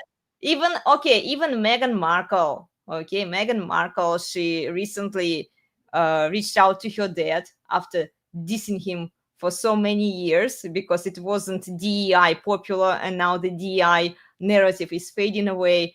And what does she do? Oh, dad, I remembered I had a dad somewhere there, And I predict some women are going to use it to showcase their fantastic relationship with their dad, all of those cute pictures and all of that stuff, just to give you an illusion that she was raised by a dad. Her dad was there while she was growing up, guys. It's coming, okay? Because of Of we course. talk about the importance of dads, and a lot of research says that women are usually, and children in general, are better off with their dads. She's gonna try and frame the issue. That's her spinning a narrative. You know what? You don't really have to worry about that, guys. If you have the frame, and you kind of take Nick's attitude. I don't care if I hurt your feelings. There's the door. No, I'm not buying this. That's not. I have the frame here. No, you can comply with me. You can come into my life adventure. I'm not going on your life adventure. Then she will self-select out of your life if she can't abide. Yeah.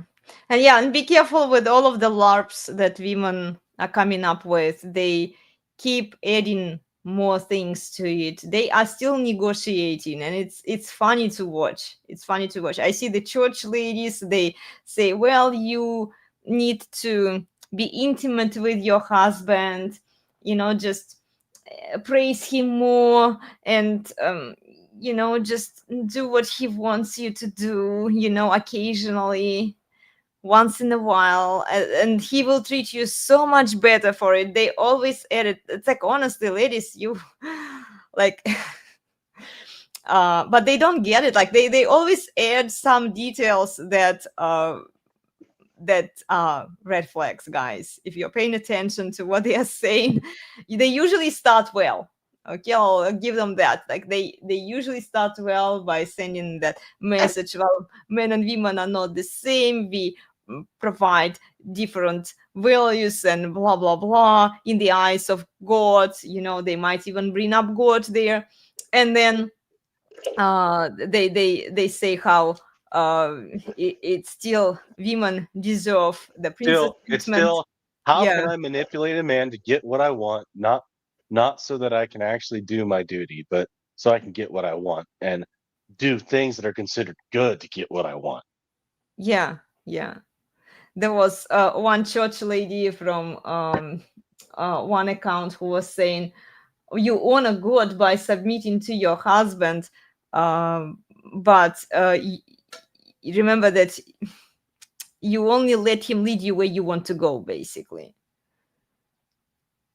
So it's conditional submission. It's not that, okay, she spread her legs, she's supposed to do this. Okay, ladies, you're supposed to do Here's the this. door. So the You guy know, has to just be saying, there's the door. I yeah, don't care. There's the door. yeah. You But can like choose to walk out it. for women, they can't just say, oh, I only want to submit to you because you do all of those things for me. No, you spread your legs for this man. You submit to him completely without question, because you already chose that Because man, it's your duty. and it's your duty. Exactly, it's your duty to submit to him. I don't care about your feelings, I don't care about your emotions. You spread your legs, you made that decision, you have to submit to him now, and not without like trying to get more value, trying to extract more resources from him. No, but they always add those things, and this is how you can differentiate between, like, okay, authentic, which This is why men just say, F this. I don't want to deal with it. Mhm. It's not a good investment. I win. I'm not playing. And the other lesson is don't listen to women. I mean, you All can you listen to them. Christian men out there, Don't take listening to tradcon wives. This is what you should do because this is what a trad wife wants.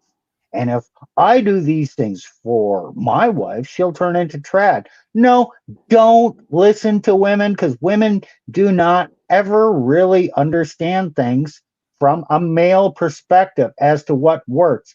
They just do it as to what they superficially want.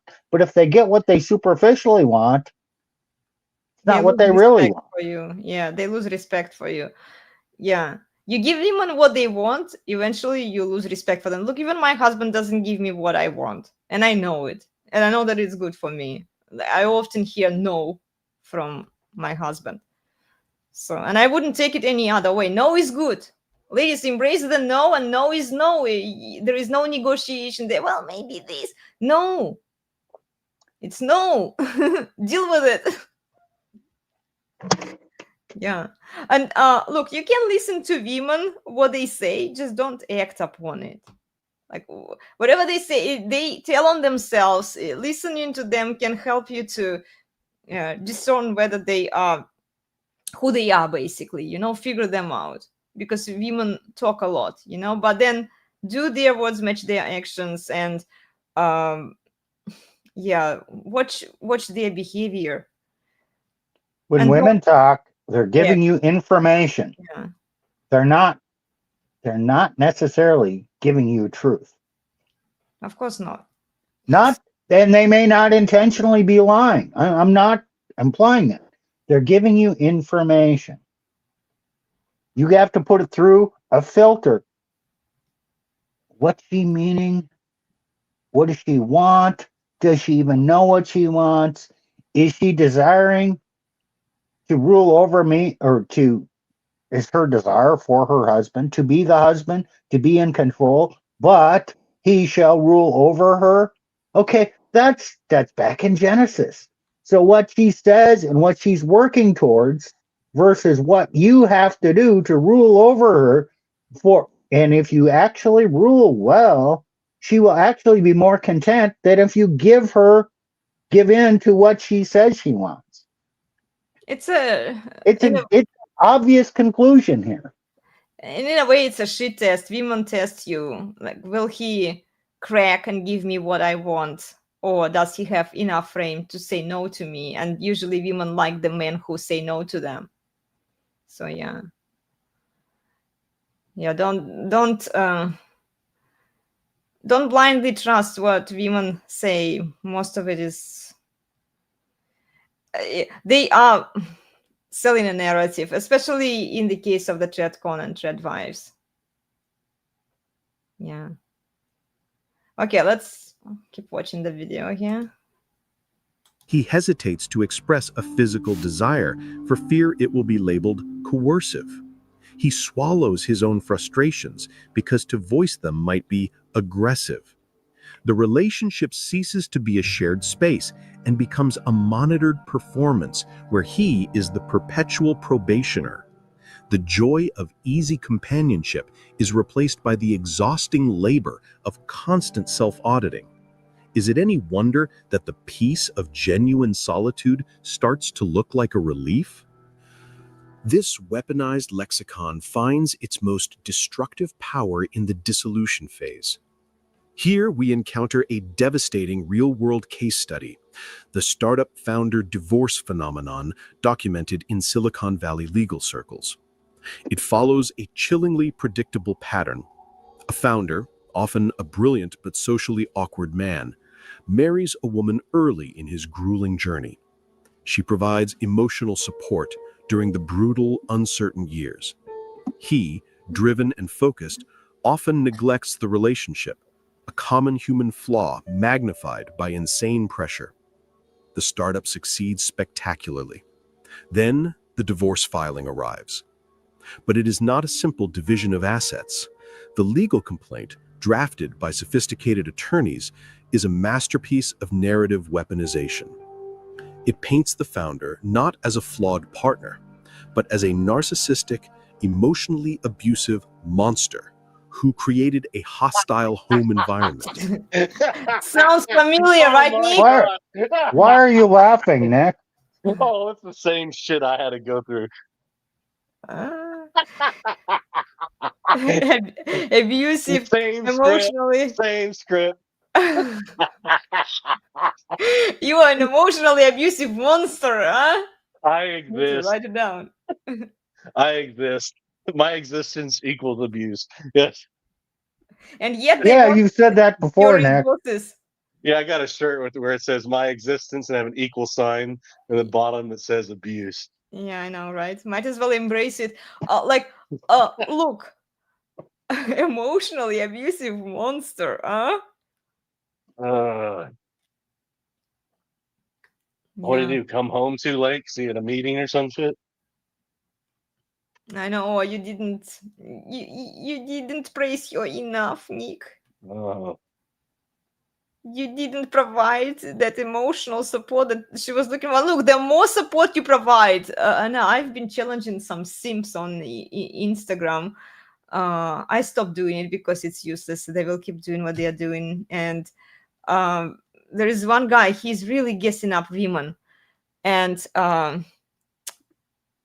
the problem with all of this guess up, no matter how much you give it to them, it's never going to be enough. Like the men who are following that stupid advice, they in the end become zeroed out, you know. Women don't want this man. Unfortunately, that's true. They are spiraling, they are doing all of those things, they are manning up, they are providing, they are trying to spend time with the family, with her, taking her out to nice restaurants and trips. And then how does she pay him back? What's her rate of return? Here, divorce papers, and false accusations.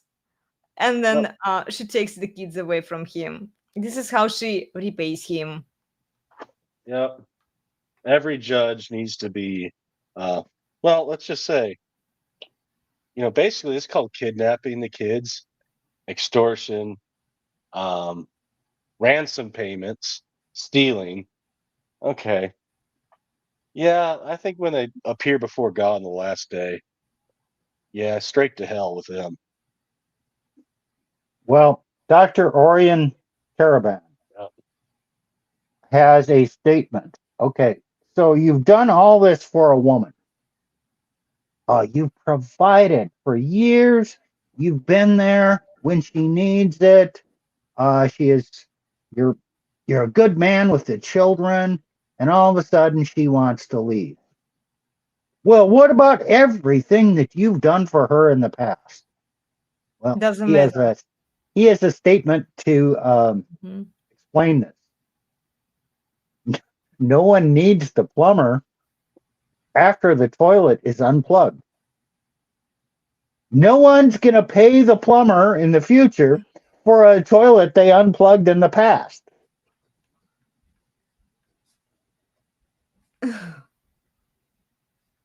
That's so true. So whatever you gave to her in the past, okay, that's just gone. I mean, that's already done. You get no future consideration for stuff you did in the past. Well, and Is it's that right, Nick? You get nothing. In fact, anything that you did for her could be used against you. yeah. Well, now she became entitled to that. So she's going to want to still get that from you, even when the marriage is over. That's the way it works. Yep, these Ah, judges can go straight to hell, and right where they deserve, women, and the women too. women don't possess the same values, the same virtues men have, so they need to be restrained because they don't have those virtues by nature. They were not designed that way. They could be raised with some of those traits if they had a dominant masculine father who would restrain them and impose some discipline on them while they were growing up, but it doesn't come naturally to them. This is why they need to be restrained, and women don't realize it. They don't realize that restraint is good for them. It's healthy and it's very, very beneficial for their long-term well-being. Yeah, it hurts their feelings, but who cares about feelings? I mean, yeah, at the point when taking care of other people's feelings is just it causes more harm. It doesn't solve the problem. Yep. Okay, let's finish this video. His intense focus is reframed as neglect and emotional deprivation. His social awkwardness becomes covert manipulation. His frustration at arguments becomes evidence of a volatile temperament. This narrative is not just for the judge, it is strategically leaked to the press. The goal is twofold: to gain a crushing advantage in asset division and custody, and to socially annihilate him, making any defense look like the bluster of the abuser he's been framed as. For the men in this circle who witness it, the message is seared into their psyches. Even your greatest professional triumph can be obliterated by a post hoc therapeutic narrative. Your life's work. Did you say something, Nick? Yeah, I live this. This is why I'm no longer practicing as a pastor anymore. My whole is defamation basically, but they can legally do it. They can accuse you of all these evil things and plaster it all over, especially with the Luth family law. They can make all these accusations against you with no evidence, and in fact, actually be the user. And they'll destroy your career, destroy your image, destroy what you've built up. And it's all based on women's feelings. Do people really think that listening to your heart and following your feelings is such a good thing when men's lives, kids' lives get destroyed? Sure. They do believe that. But then they say, well, we need more kids, right? Like, why don't you take care of the kids that we already have, who are being raised without fathers? Whose lives will be ruined by a single mother. What? You're trying to apply logic and reason to a problem. We don't do that. We just blame. Yeah, well, I guess it's You're trying to come up with a solution. The simple solution is it's the man's fault. You don't need to think any deeper than that. That's what society says. Okay. And men are saying, okay, if it's always my fault, I choose not to play. Yep. Well, and this is why you can't blame men. Like the message to ThreadCon and Thread was like, stop blaming and shaming men. They won't stop doing that, by the way. But the problem is not the men. The problem is the women. And the problem is that the ThreadCons and ThreadWise will never admit and they will never agree that women need to be restrained. Notice how all of this, and you guys, I did actually take some pictures from your previous Wednesday's live stream, and I shared those pictures on my Twitter account. The summit of female leaders, so many thread wives, your ThreadCon women, even the former con stars were there gathering and talking about how women should lead. This is bullshit. This is not traditional. And then how they refuse to talk to the traditional Christian red pill men. It's not just them, but it's also the ThreadCon men who are selling the narrative to men. marriage at all costs. We need those numbers, the birth rates to go up at all costs. We don't care how many men's lives we get to destroy, how many kids' lives we get to destroy. We just want those numbers up. It's all we care about. We don't care about the quality of life of those people. Men are just slaves. They are not people. They're supposed to do as they are told.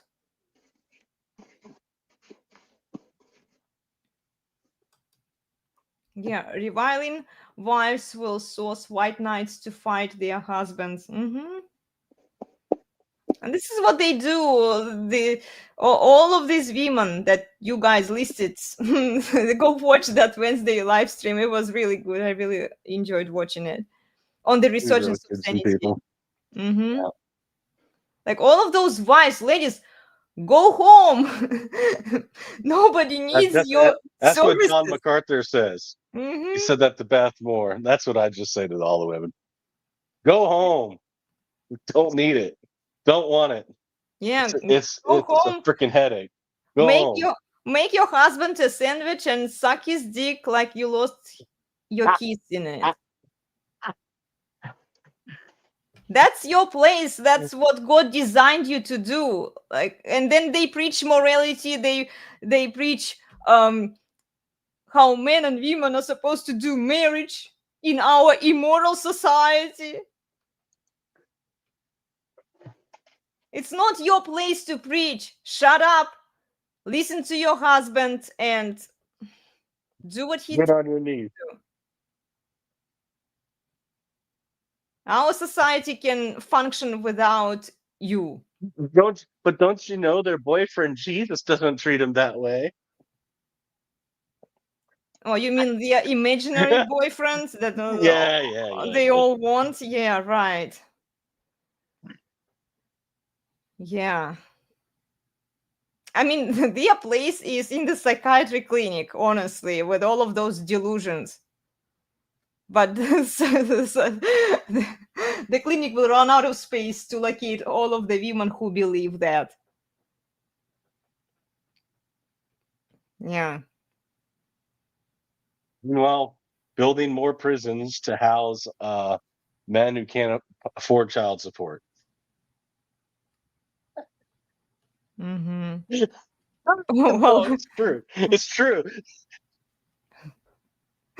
You know, we need some places to locate all of those women to, you know. It's not going to work if the men don't sign up Yeah. for marriage. The divorce industry is just going to be starved of money. Just like the bridal industry pretty much collapsed about 10 years ago. Remember David's Bridal? Yes. There's stores all over. I remember that store. Yeah. They no longer exist. Good. Yeah. Women aren't virgins these days, anyways. Exactly. So why bother? Yeah, you're not supposed to wear a white dress, right? If you are not a virgin. That's the old fashioned. That's you know why they say it's old fashioned? Is because they have to sell white dresses, but there's not enough virgins to go. A woman is lovable regardless of her size or her body count. Yeah, right. Well, then Jesus, logically, then, okay, by that logic, yeah, I agree. Jesus is your boyfriend and you will be single for the rest of your life. The best you can hope for, ladies, in that case, is get yourself a cat, a fixed male cat who will absorb all of your negative emotions and who will be your companion for life. And then boxed wine. Okay, boxed wine. With some Ozempic, maybe even with some Ozempic also, you know, to help you. Yeah. Perfect life there. I mean, perfect. Yeah. Perfect outcome. They are doing it to themselves. And the thing is that really it's quite amusing to watch, actually. They whine and complain how horrible men are, and then they create all of this mess for themselves by themselves, and then they just shift the blame. And the recent one was blaming everything on feminism. Okay, this is what I see the thread larp, the chicks who are selling that narrative are doing. Well, we live in an immoral society. Let's revive those traditional family values. Okay, ladies, let's go back to the patriarchy. You go back to the kitchen, shut up, get out of social media, fuck your husband on his schedule, and then help your husband be a helpmate. Let's do it. You don't want to go that far. Oh, that's too extreme, Elena. Let's not go that far. Let's go back to the 1960s when it wasn't actually, if you look at that time that they all want to go back to, and I talked about it to my husband. He said 1960s wasn't actually that bad for women because they started getting all of those freedoms. The men were a little more masculine. There were certain things that women couldn't do, but it wasn't really that bad for women. You know why? What did women have in their home in the 1960s? Yeah. A washing machine, All of the technology. a dryer, Mm-hmm. maybe a dishwasher. Probably not in the 60s, but they had an electric range. No, they didn't have a microwave. Oh, they had a vacuum cleaner. Oh yes, that's a big deal, actually. Mm-hmm. Now, we take these things for granted. Mm-hmm. But 100 years ago, traditionally, Monday was laundry day. What did that mean? It meant, well, you had to bring in wood, heat up water on your wood burning stove. And remember, most of the country was rural. So you had to heat the water. Then you had to put it in a wash basin. Then you had to put the clothes in the wash basin. Yeah, you had soap at this time, but you may not have had a mechanical washing machine because this was, let's say, 1900s. So you used a washing board to scrub it. And then you had to haul the clothes outside and put them on a clothesline. Oh, what did you do in the winter when it was 20 below out or 0 degrees outside? What did you do? The same thing. The same thing. It dried, it froze, and you had to deal with it. It took you all day long, 1 day a week, to do laundry.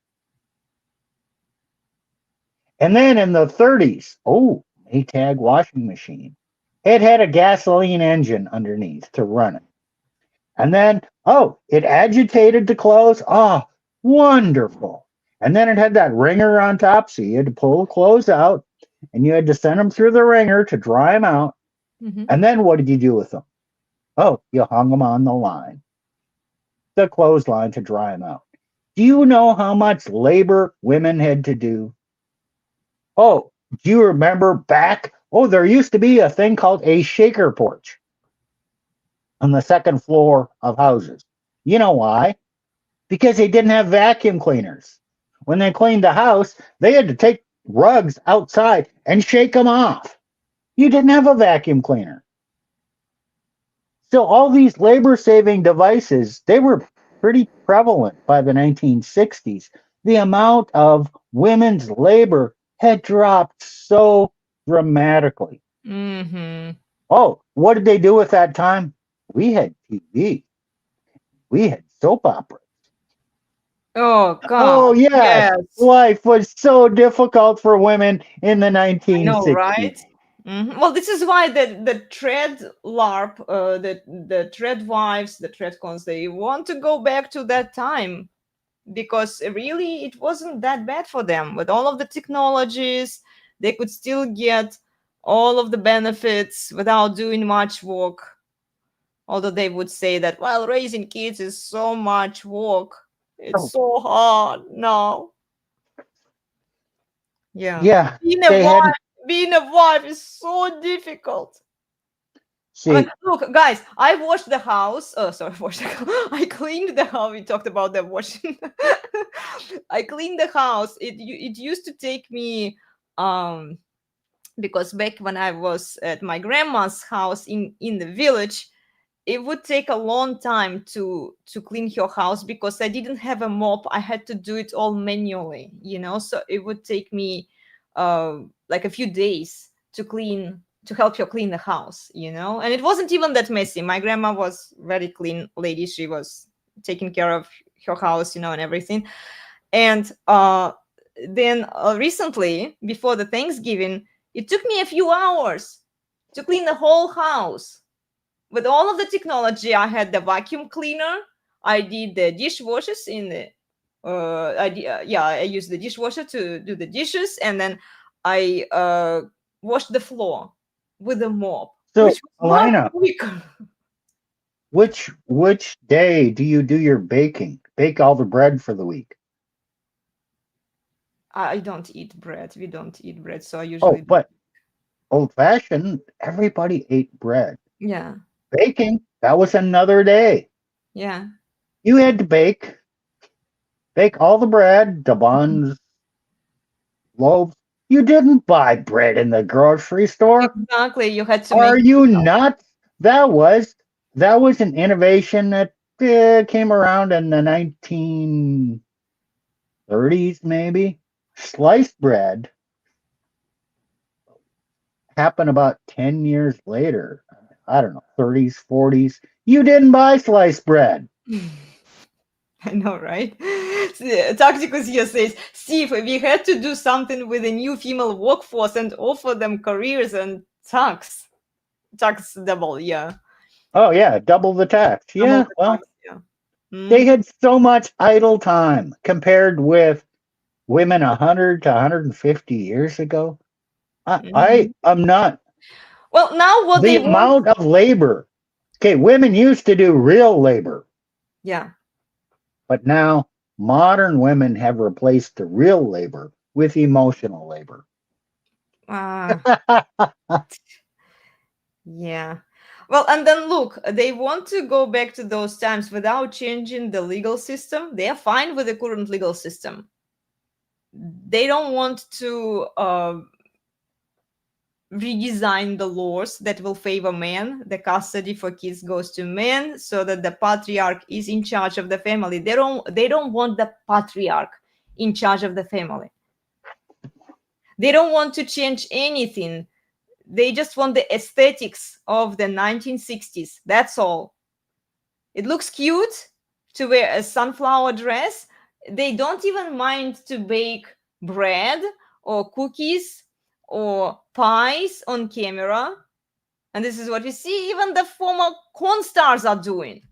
Wow, if that's a lot, well, I guess everyone should do it, right? Let's ladies unite and bake some cake on social media.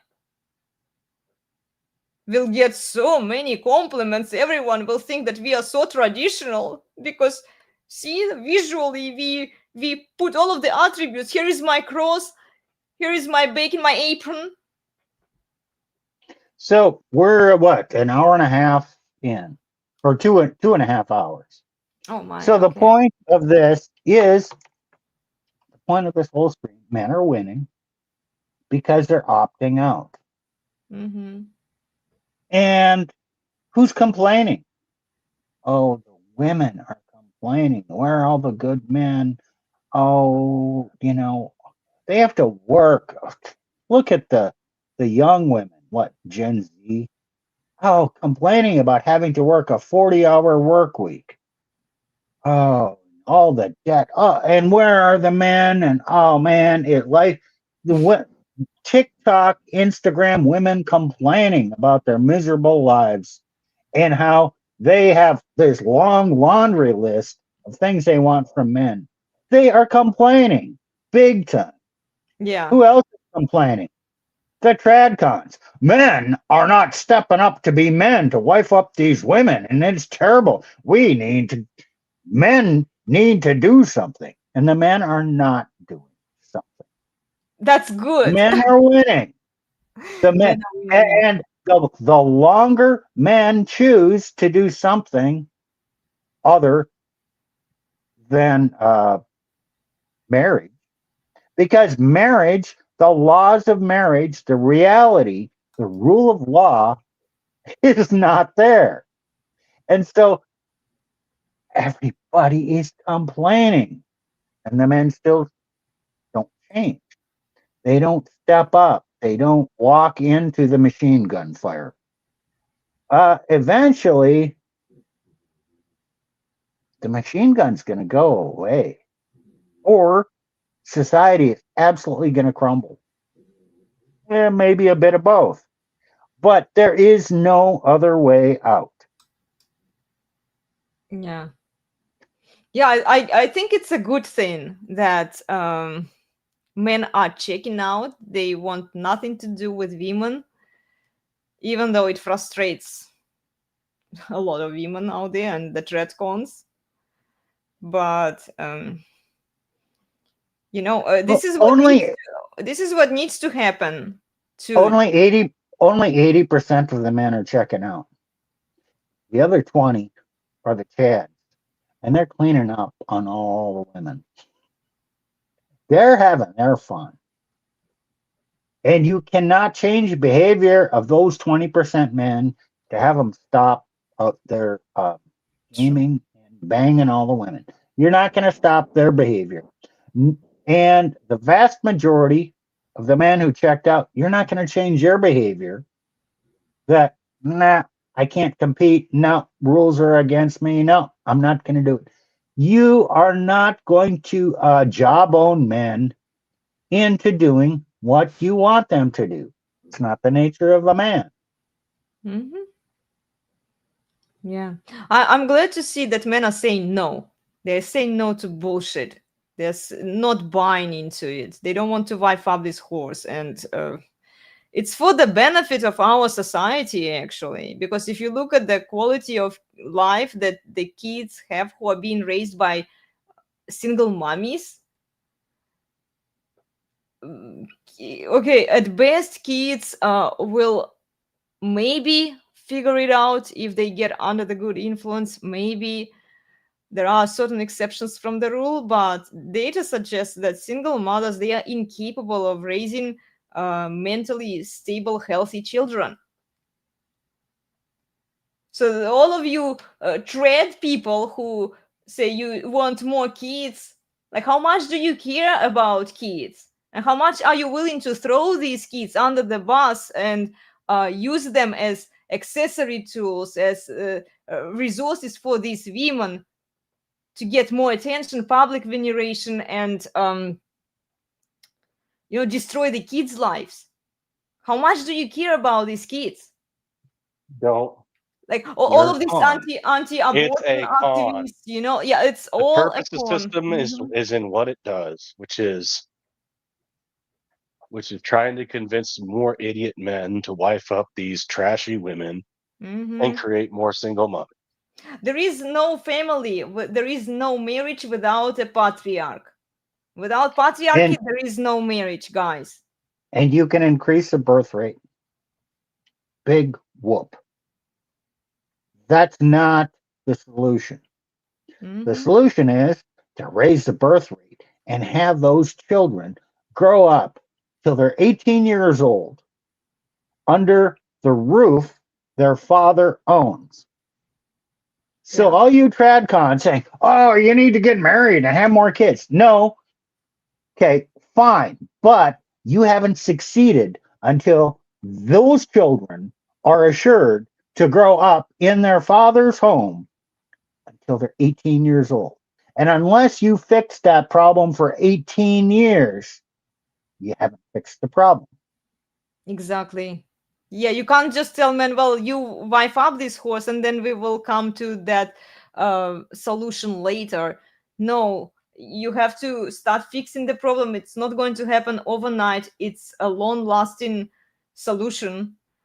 And yeah, we are going to experience some birth decline in that period. And if you actually want to fix the problem, you would say yes to that. Yeah. Humanity won't die. Look, during the world wars, men still procreated. Men don't need wives. Another bullshit narratives that I hear from church ladies presiding and preaching, which they are not supposed to do, by the way, based on the biblical hierarchy, right? But they still do it. The narrative that the Treadcons are trying to sell also. Men need women to survive. No, men don't need women to survive.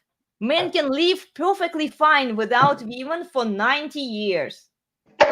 It's the women who need men, the women who can't survive without men for 3 months because she relies on a man to transport the groceries that she buys in the supermarket, right?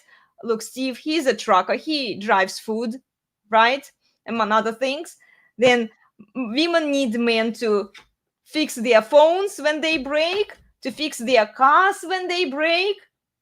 Like, yeah, it's nice to say that, well, in this environment where we replaced men with technology, we can use those tools. But if you don't know how to use those tools, how many women know actually how to use those tools? I haven't seen a lot of plumbers. I haven't seen a lot of female auto mechanics fixing cars and being good at it. No, even the most independent women out there who say, well, like the Wi-Fi was designed by one woman, that small part of Wi-Fi, then let's just say that all women are capable of the things that men are capable of. No, that's just false. It's bullshit.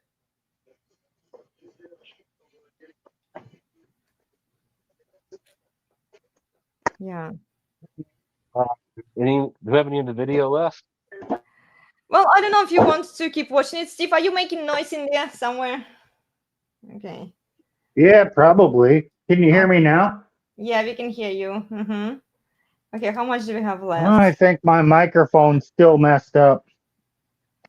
Guys, we have 10 Anyway, more minutes. Okay, let's just push through it. We will watch it, try not to interrupt it, and then, okay. Feel free to stop it, like if it's something you want to add. Mhm. Can be reframed as a symptom of your pathology. Your love can be retroactively defined as abuse. The lesson learned is that vulnerability is not just risky, it is potentially catastrophic. Better to never provide the ammunition. This fear is not paranoia. It is a rational reading of the legal and social landscape. Let's anchor this in a shocking piece of historical legal research. Scholar Dr. Margaret Brinnig, in her analysis of divorce law evolution, pinpointed the unilateral no-fault divorce revolution of the 1970s as a watershed moment whose unintended consequences we are only now fully realizing.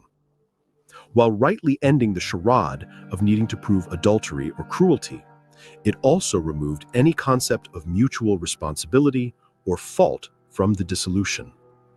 When combined with the prevailing legal doctrines of child custody and asset division, it created what economists call a moral hazard. For one party, historically but not exclusively the wife, the risks of ending the marriage plummeted, while the potential rewards, primary custody, child support, alimony, a portion of assets, remained high or even increased. The data is stark. According to the Census Bureau, approximately 80% of divorces are initiated by women. In the common refrain of family lawyers to male clients, you are not paying alimony because you're a man. You are paying alimony because you earn more, and she is the one who left.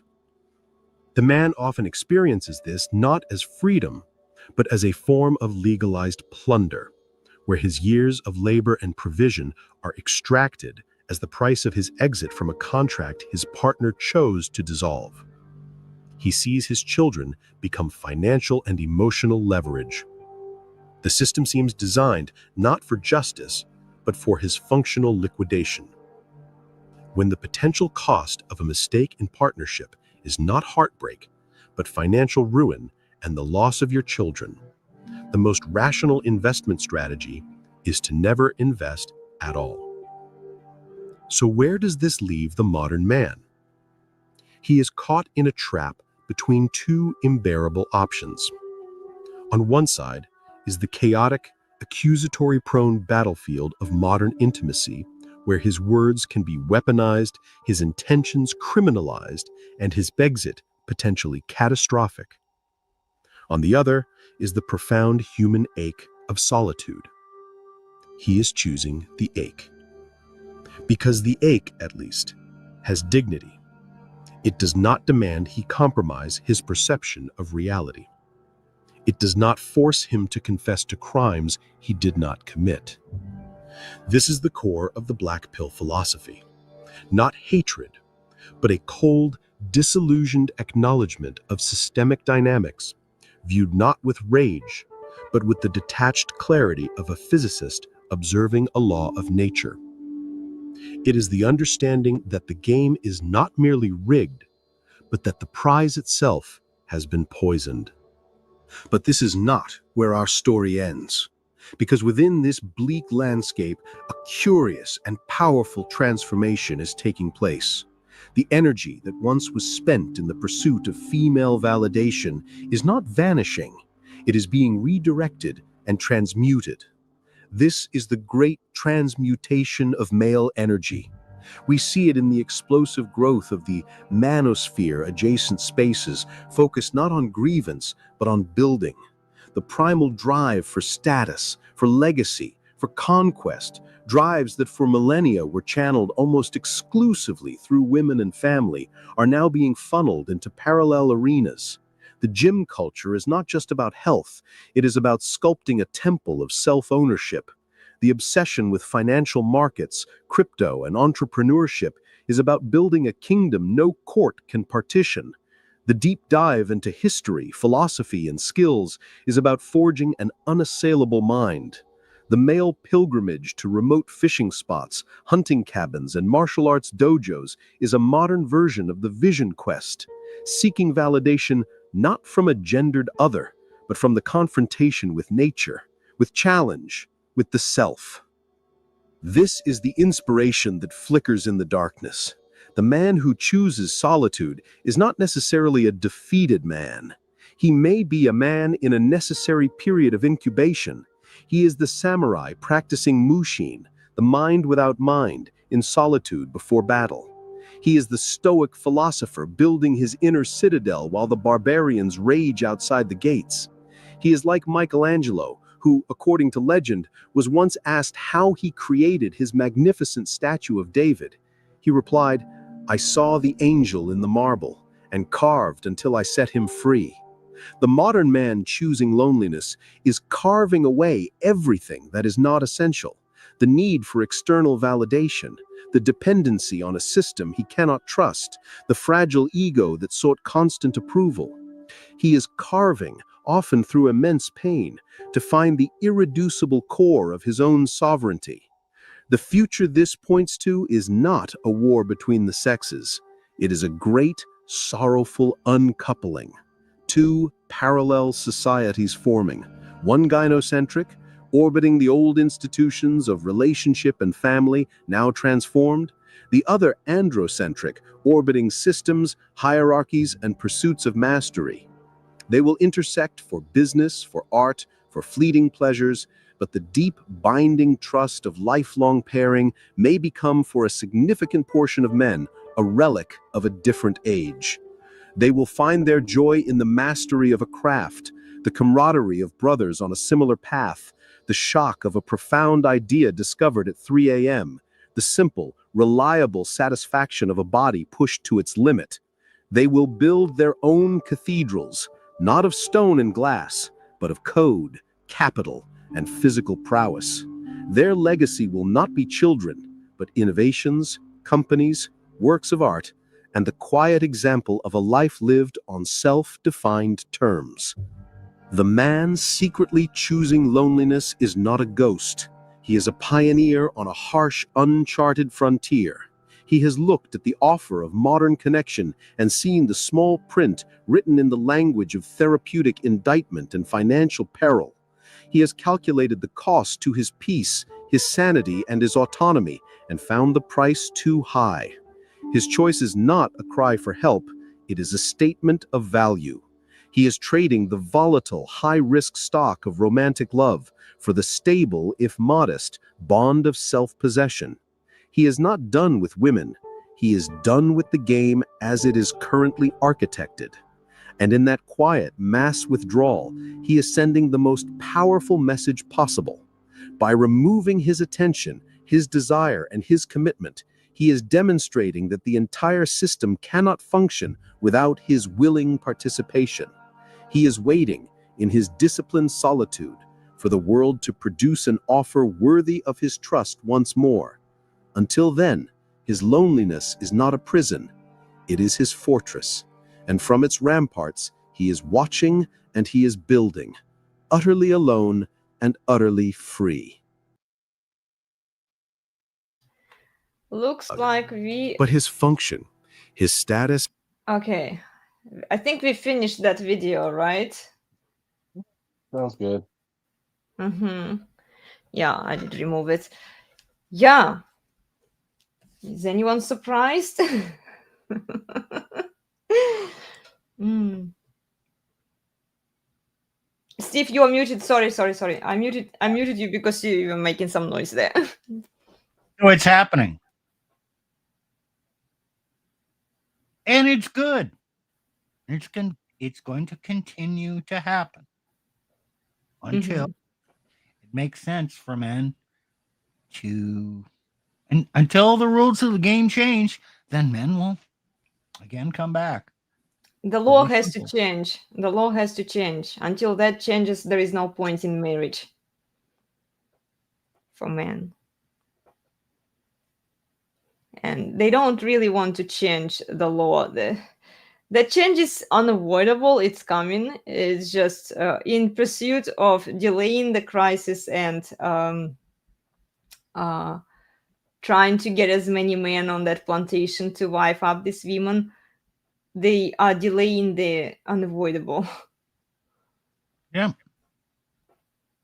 Yeah, but I'm glad to see honestly that a lot of men are waking up and they are not, they choose not to play the marriage game anymore because it doesn't benefit them. It doesn't benefit the children that they can have with these women. It doesn't benefit the society in the long term either. And Because this is not just the United States. This is like all around the world, and are waking up. It's like, this is not working. It's not. We don't want your feminist bullshit garbage anymore. We're tired of you destroying everything that we hold dear. How about we just don't play? That's the only way to win. And let society crumble. Let the pieces of shit crumble. Let all these judges burn in hell. And maybe society might change. Yeah. Well, this is why we are not quite in crisis yet, because I see people are trying to push their narratives. They are not uniting yet to find solutions. They refuse to talk, like you guys mentioned in your Wednesday's live stream, that a lot of traditional conservatives, they refuse to talk to the Christian red pill guys, even the black pill guys, the MGTOW guys. All they see is the PUA, the pickup artists guys. It's a small faction of the red pill community. Most men just choose not to deal with women. That's all. And it's not. There is nothing wrong with this men. It's like I really don't like it when people say, well, if you refuse to talk to women, if you don't know, if you don't have game, if you don't have money, muscles, then it's your fault. It's like, you are wrong there. You know, you are a spurg. You're just not a man because you don't fuck those women. Okay, here's what's going to happen. Not my problem. Are the laws going to change to make things different? Way the fuck down the road. That's not the first thing that's going to happen. We have you been paying attention to what's going on in the world? This AI thing, which is overblown, but it's still real. The first thing that AI is going to do is take away lower level white collar jobs, clerks, analysts, things like that. You know, the back office people. That's going to primarily affect women. They'll be out of work. Oh, all these women going into social work. Yeah, okay. Fewer marriages means a lesser need for social workers. Oh, early childhood development. Oh, yeah. Well, a shitty job, but daycare workers. We having less children, so less women employed there. So all through this, the people who are going to be out of work first, or not to mention, we're probably headed into a recession. It's going to, this time, it's predominantly going to affect women. The blue collar men, you know, they're going to see a setback, but those jobs will still be there. So women are going to be hurting and absolutely without a pot to piss in. And they're going to come crying back to just find any man. They're desperate. Desperate women will accept any man who Isaiah 3 can turns into provide. Isaiah 4. Isaiah 3 turns into So at Isaiah that 4. point, That's okay, What I told you. the laws will not have changed before women change. So at this point, when the women come crying back, man, you have all the power, you have all the leverage. You can set the ground rules. Do it. Yeah. Absolutely do it. Have a written legal agreement of what her duties are. Now, this is even without marriage. Have a written legal agreement. Okay, here's what you're promising to. Negotiate with her. But remember, you have the power. She needs you. You don't need her. Yeah. So you can rewrite your reality without the laws changing. Oh, I wouldn't go that far, Steve. I'm looking Wait, at what it do you from the mean? practical standpoint. Practically, did I say guaranteed? No risk? I'm not I talking didn't say about that. guarantee. It's still a risk. Look, if the prenuptial agreements get shredded in the divorce court, then this agreement I practically, never said it is without especially if she risk. convinces the judges, the current judges under the current system, if she convinces them that he is an emotionally abusive monster, do you think that the judges want No, I don't. that? Okay, you're. I never said it was zero risk. Men take risks all the time. All I'm saying is the power is now on your behalf. Use the power. Does that mean Not it's yet. guaranteed? It's Does not that mean yet it's zero because risk? Does the that laws mean it are won't not on work men's side. against you at some point? See, No. okay, maybe they will be able to do it. Okay, maybe they will be able to do it. Some men might be able to pull it off, but then don't have kids, because if you have kids, she can use them in the divorce court against you to extract more resources from you, and it doesn't even matter whether she's married or not. If the paternity test proves Absolutely. that he's the father, then he's on the hook for the alimony and child support in the current system. The system has to change Absolutely. for your agreement to work. The entire system has to change. No. You're jumping too far. for my idea to work without any risk, yes. Men always take risks. When the But risk we just balance earlier moves, today. Okay, you Steve. evaluate your risk. Okay, Steve. And then We just earlier today in the live stream say that marriage is a stupid risk for men to take. It's a huge risk for men to take. I didn't say men to get married, but I know practical men, in practical terms, men still desire a woman. And when women are destitute and are going to come crying, and now, oh, unavailable woman, men Yeah, when are they going to, when, men are going to fall for that. when I'm they saying, are desperate, yes, but then how desperate are they if they are still okay, if they refuse to change the laws? And you just mentioned earlier that women are the ones who have to change the laws because they are the judges, they are in charge of the institutions, okay? So they have to be really desperate to start changing the laws. If they are not desperate enough to change the laws, then why bother? you're not going to change the laws that way. You're going to change the laws one woman at a time. So the man asserts his, okay, here's the rules. You're going to do this, this, this, and we're not getting married and we're not having kids. And yeah, you know, we can maintain separate households and we can be exclusive. And here are my terms, and you can take it or you can leave. And yes, I will provide this much for you. But no, I'm not going any further than this. This is the best deal you're going to get from me. If you don't like the deal, you know what? There's the door. So men Okay, Steve. always have risk. Okay. It's never going to change. Let's just for a moment imagine I'm a desperate woman, right? Under the current system, the laws are not changed yet. I agree to your terms. Okay, I agree to your terms. I signed that damn paperwork. Okay, I signed that agreement. Then one day, I decided I'm done with you, and I decide to take you to court.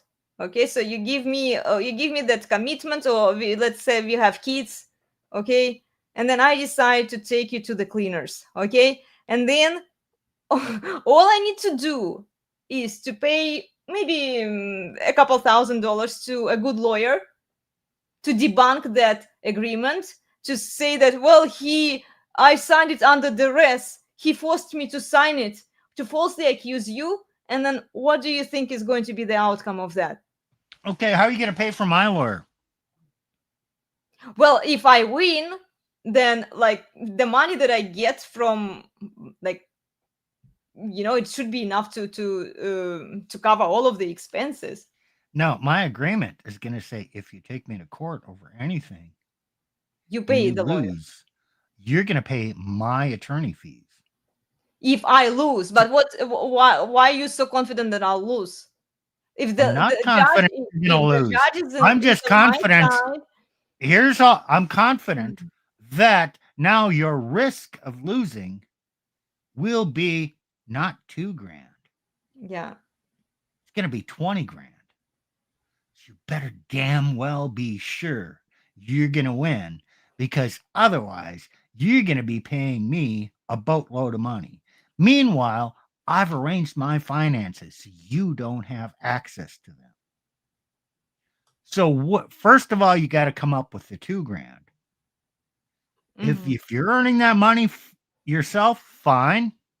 But we're splitting the expenses for living expenses. So if you're making less than me, you're putting out more of your percentage than I am. I maintain my money and I have a money squirreled away. So if you come at me, yeah, you're going to hire your attorney. You know what? I'm going to hire a shark, because you know what? I think I'm going to win. And you spend $2,000, I spend 10 Okay, grand. Steve. And Okay, now you another are question. responsible for my attorney fees if you lose. Guys, tell Are us you what you sure you think want to about take it. that bet? Well, tell us. Okay, let's put it as a poll. What do you think about Steve's agreement and its survival in the current divorce court? I'm just curious what our people who are watching us have to say. Nick, what do you think about it? You've been really quiet there. Listening, you're talking about a hypothetical situation. Yeah, I It has know. no legal. This thing has no legal bearing. Could it help? Maybe.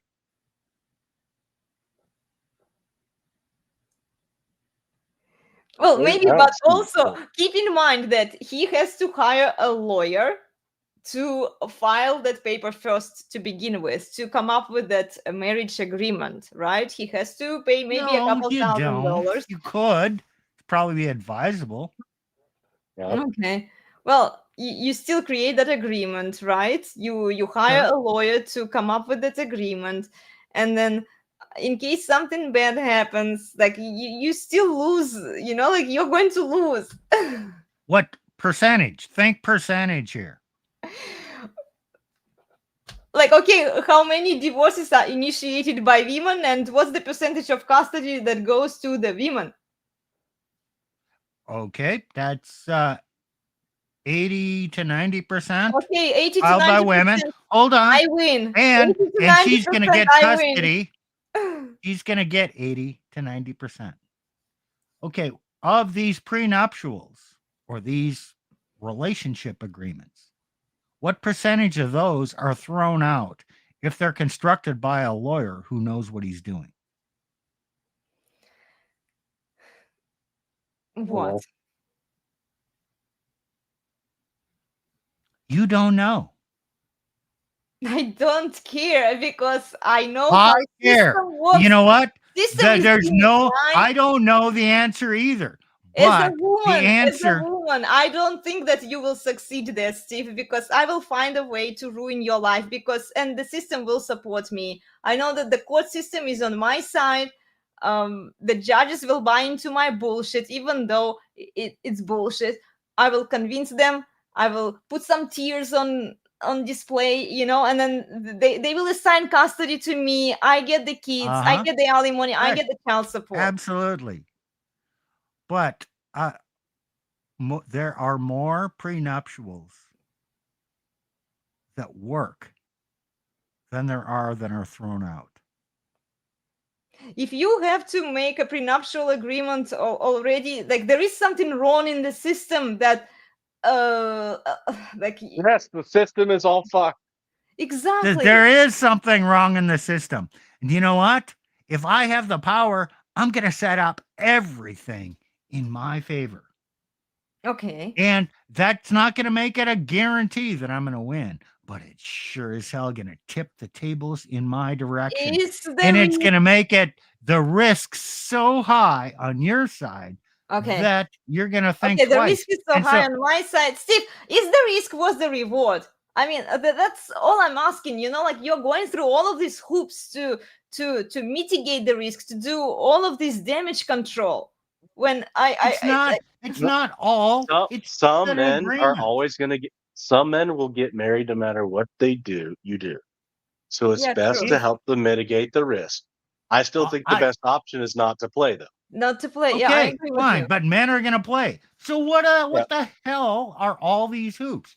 I just said we're going to have an agreement. That's one hoop. And yes, now I've been a single man. I got the money. It's going to cost me a couple grand to get it through an attorney. Yeah, smart idea. Is it guaranteed? No. Does it mitigate my risks by 90%? Does it make it not by 90% for you to attack me? It's going to be less than 90%. Yes. It's not 90%. It's going to be significantly less than 90%. Women are not desperate yet. How do you know? I don't know, but based on the data that we have right now, 90% of custody goes to the woman. Yes, that's the outcome. I'm talking make it expensive and at an unknown and it's going to cost her that $2,000 Okay, plus see, the 20 grand I'm going to spend. Okay, she already enters relationship without any skin in the game. How our friend Shah, shout out to this is Shah, likes to say, she already doesn't bring anything. Okay, so she doesn't. She gains. Okay, first, while we were watching the video, I made a few notes here. So during the marriage, a man is taking care of her. He's providing for her, right? She's a well taken care of wife and maybe a mother also. But then if she wants to milk him for more resources, all of that lifestyle that he provided for her, it's down the drain. She doesn't care about it. She can squeeze more money from him. So she files for divorce. She gets alimony and child support. Right. She wins in either case. Either she stays married or she files for divorce. There is no, for sure, especially when she enters the relationship and she has no dowry. She doesn't put anything into to keep her obliged to keep her.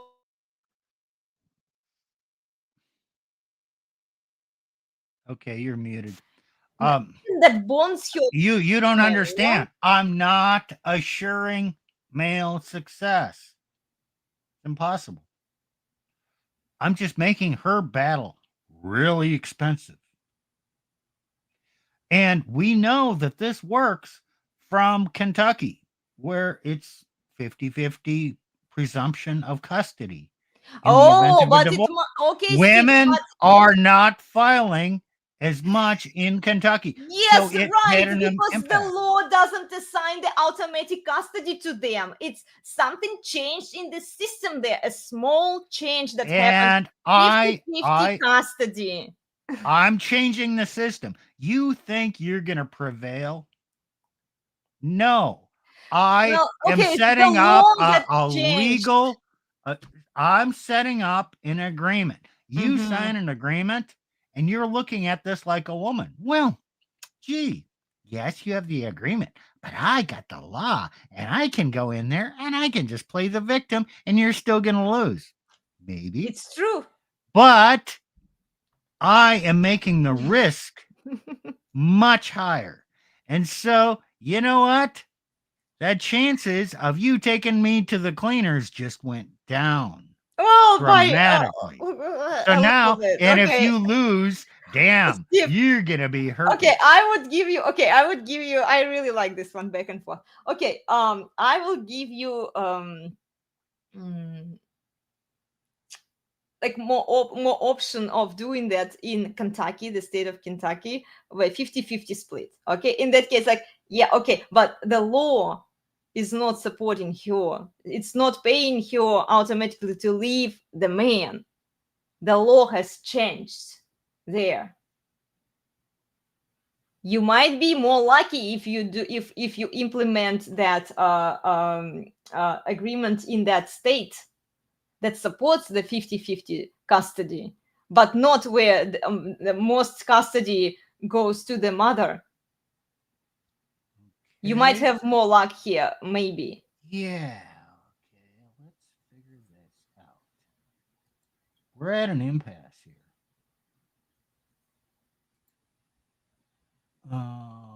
So let's find out.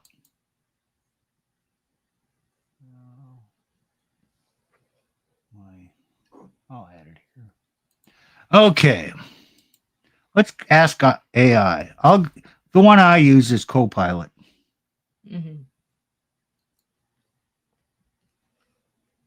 So here's the question. What percentage of prenups are thrown out?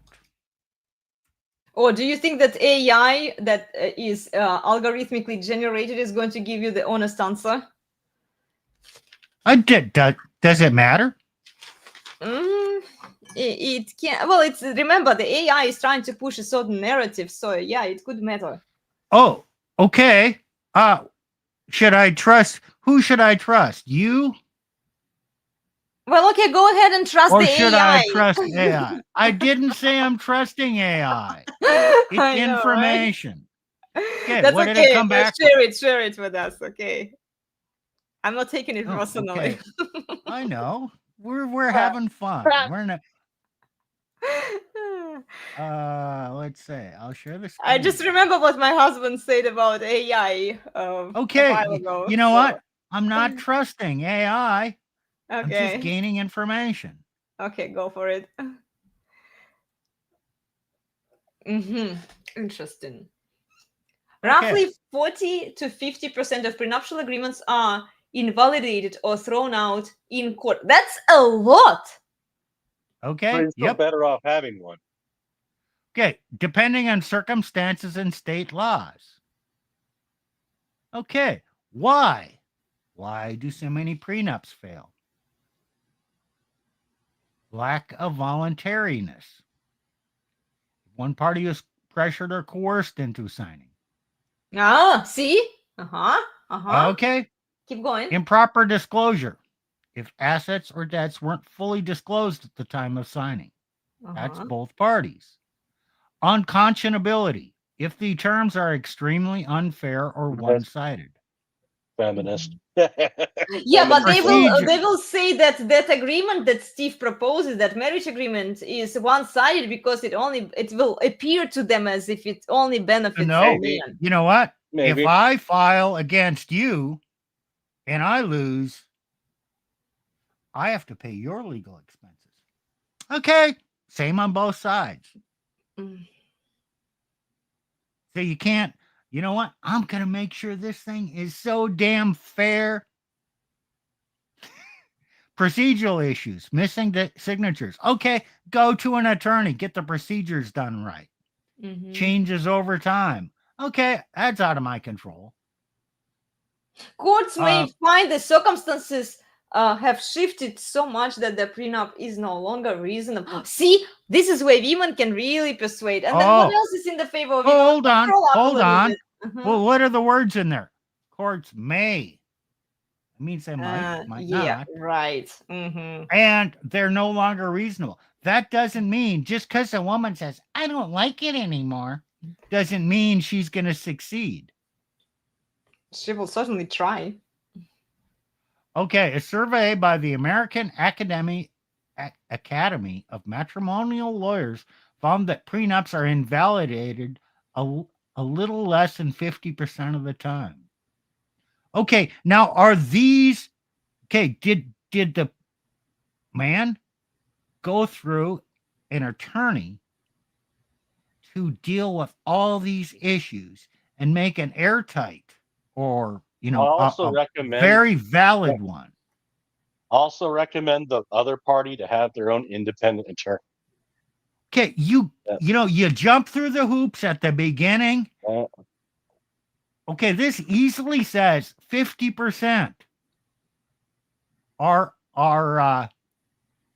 40 to 50%. So less than half are invalidated. Now, if you go through a good attorney, you're going to lower this even further.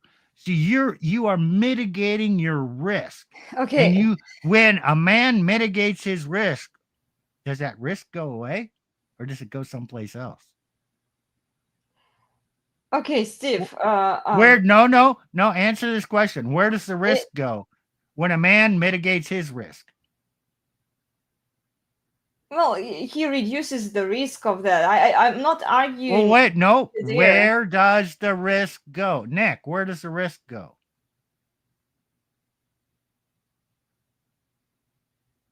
I don't know.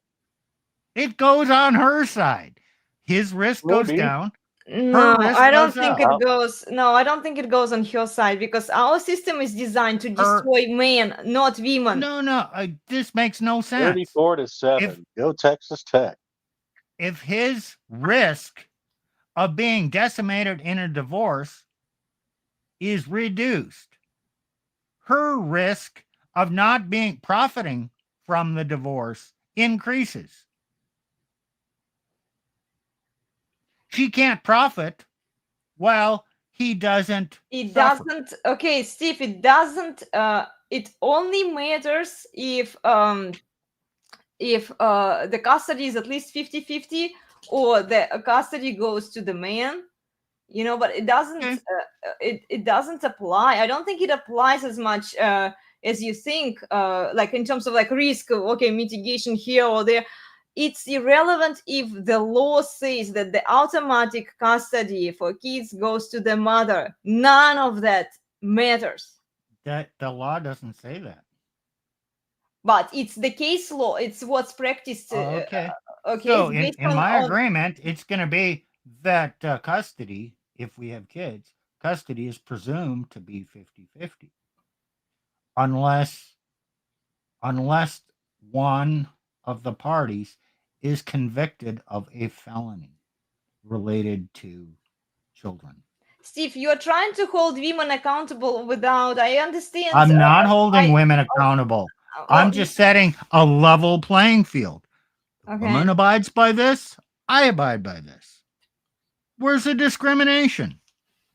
You are trying to still apply some kind of standard, rational standard on women when none is applied externally on them by our system.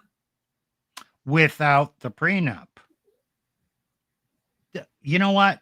You do have to admit that with this prenup that is properly done,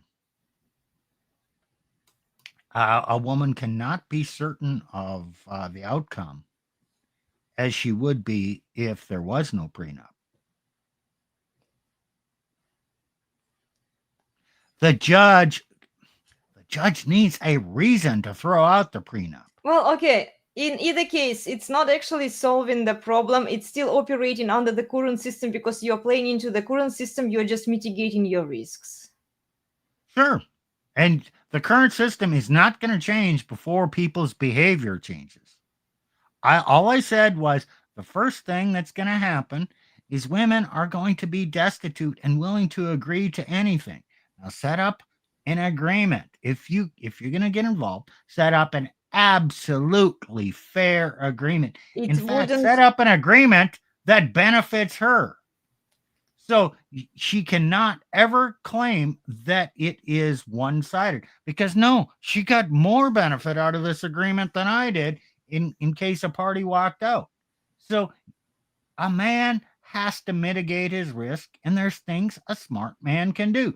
And going to see, you know, most men are not going to be smart enough to do this, except for one thing. Go see a really smart attorney and spend a couple grand on getting this done. Well, it only makes sense to men who, you know, who can afford attorney fees and this mitigation. Every man, Smart man. Smart man. every man can afford this. And they assuming they want to deal with this. Okay, every man can afford this. Would you agree or disagree? I don't know. Yes. Okay. Yeah, probably. Does every man have a car? Do single men spend a lot of fucking money on their cars? Some of them. Yes. Oh, he needs new tires. Oh, he needs to modify the engine. Oh, he needs new tires. Oh, he's gonna get some new shiny rims. Mm-hmm. $2,000? My God, man! Okay, fine. Come on. You're afford it. living The without a question- woman. Okay, And the question is, you don't have $2,000 in disposable cash okay, to drop fine, like Steve. that. The question. You've got a problem. Okay, Steve. The question is whether it's not whether men can afford it or not, whether the men want to do it or not. If they don't see value in it, it's like why to even bother? Why to waste that couple Then of grand don't do it. on this? Then I'm just advising smart men. If you're But gonna be a dumb no, shit, no, well then don't you know do what, it. Steve? Those men who don't want to deal with women, they are not dumb shit. They might be even smarter than the ones who wants to deal with women. I didn't say that. You're now conflating things. For the man who wants to deal with a woman and consider a relationship, you should be a smart man. Or you could be a smart man and not do that. But if you go in and just blindly trust the woman or the system, now you're a dumb man. So I'd advise not doing that. But even if you get into these prenuptial agreements or marriage agreements, you still kind of rely on the system to play into your favor a little bit. No, absolutely not. Yes, you do, because you engage in that activity that they want you to engage. You just you create this mitigating risk mitigating circumstances that will You're help at you war. later on. But You're at war, so you use every means you can to win. well, yeah, but you are still relying on the system to some extent. You are relying on the system. Yes.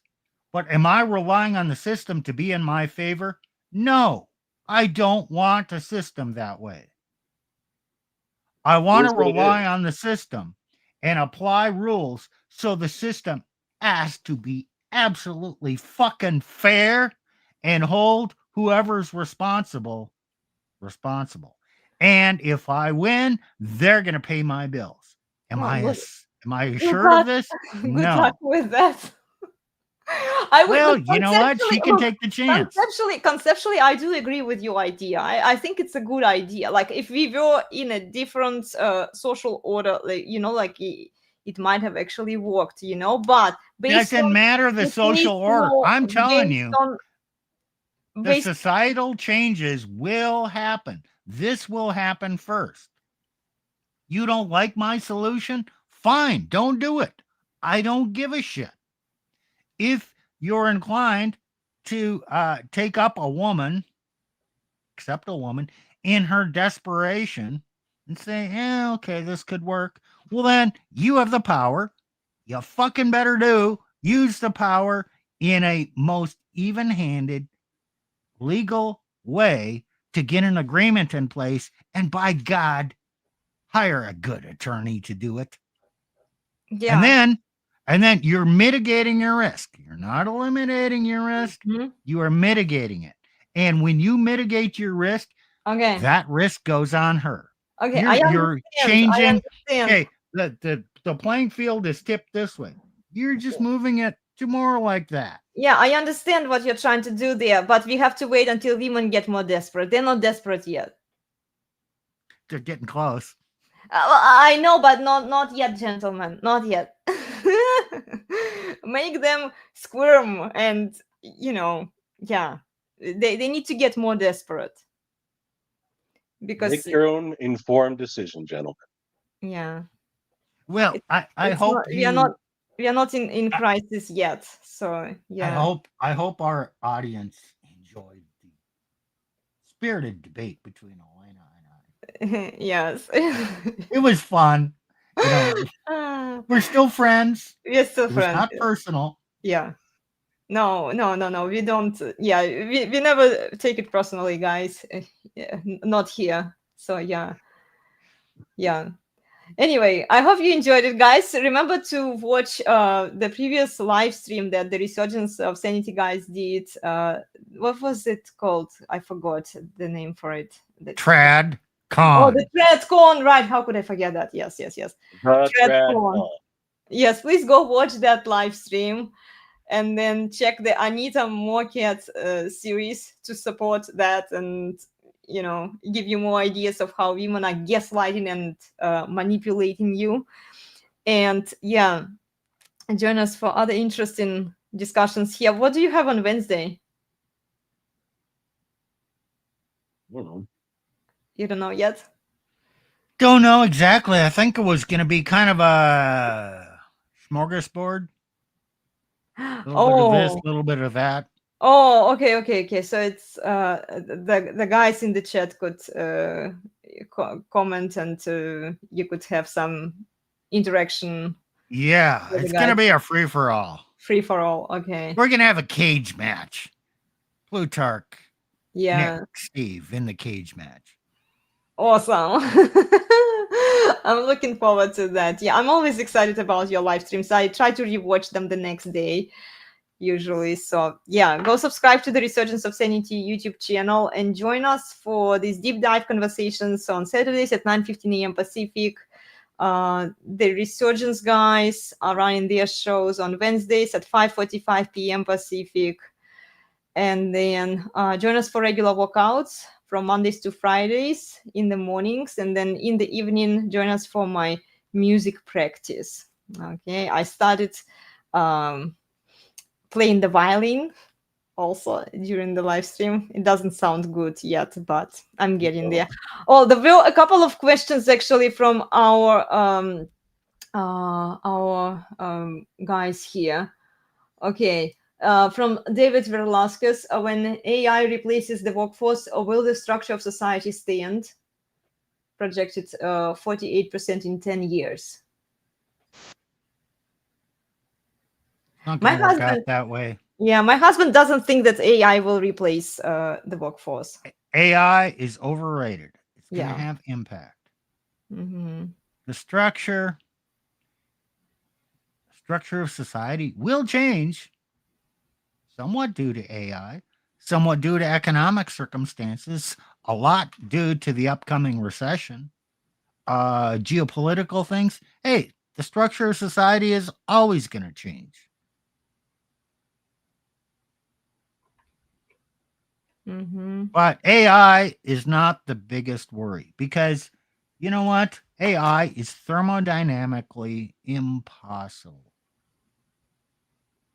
Takes too damn much energy. And if you've used AI, it comes up with wacky results. If you use AI for information gathering, it tells you things you know damn well are not true. Okay, guess what fuels my brain? What? 1,500 calories of food. Guess what fuels an AI equivalent of my brain or any brain? Well, you know what? The number of the information and all that shit, it's megawatts, maybe even gigawatts. The capacity of the human brain to understand and solve problems is immense. No, I mean AI has more facts available, but a lot of times it puts them together in goofy ways and it has hallucinations. And you cannot trust the outcome of AI. So you need humans to check it. So Yeah. it's not going to replace humans, and it's much less thermodynamically efficient than a human being, because I can process cold food, 2,000 calories. AI requires uranium, tons of coal, acres of solar panels, multiple wind towers. The fuel for AI is way more expensive than just giving me a steak. Yeah. Yeah. There is another question here. Should someone be married before having wealth?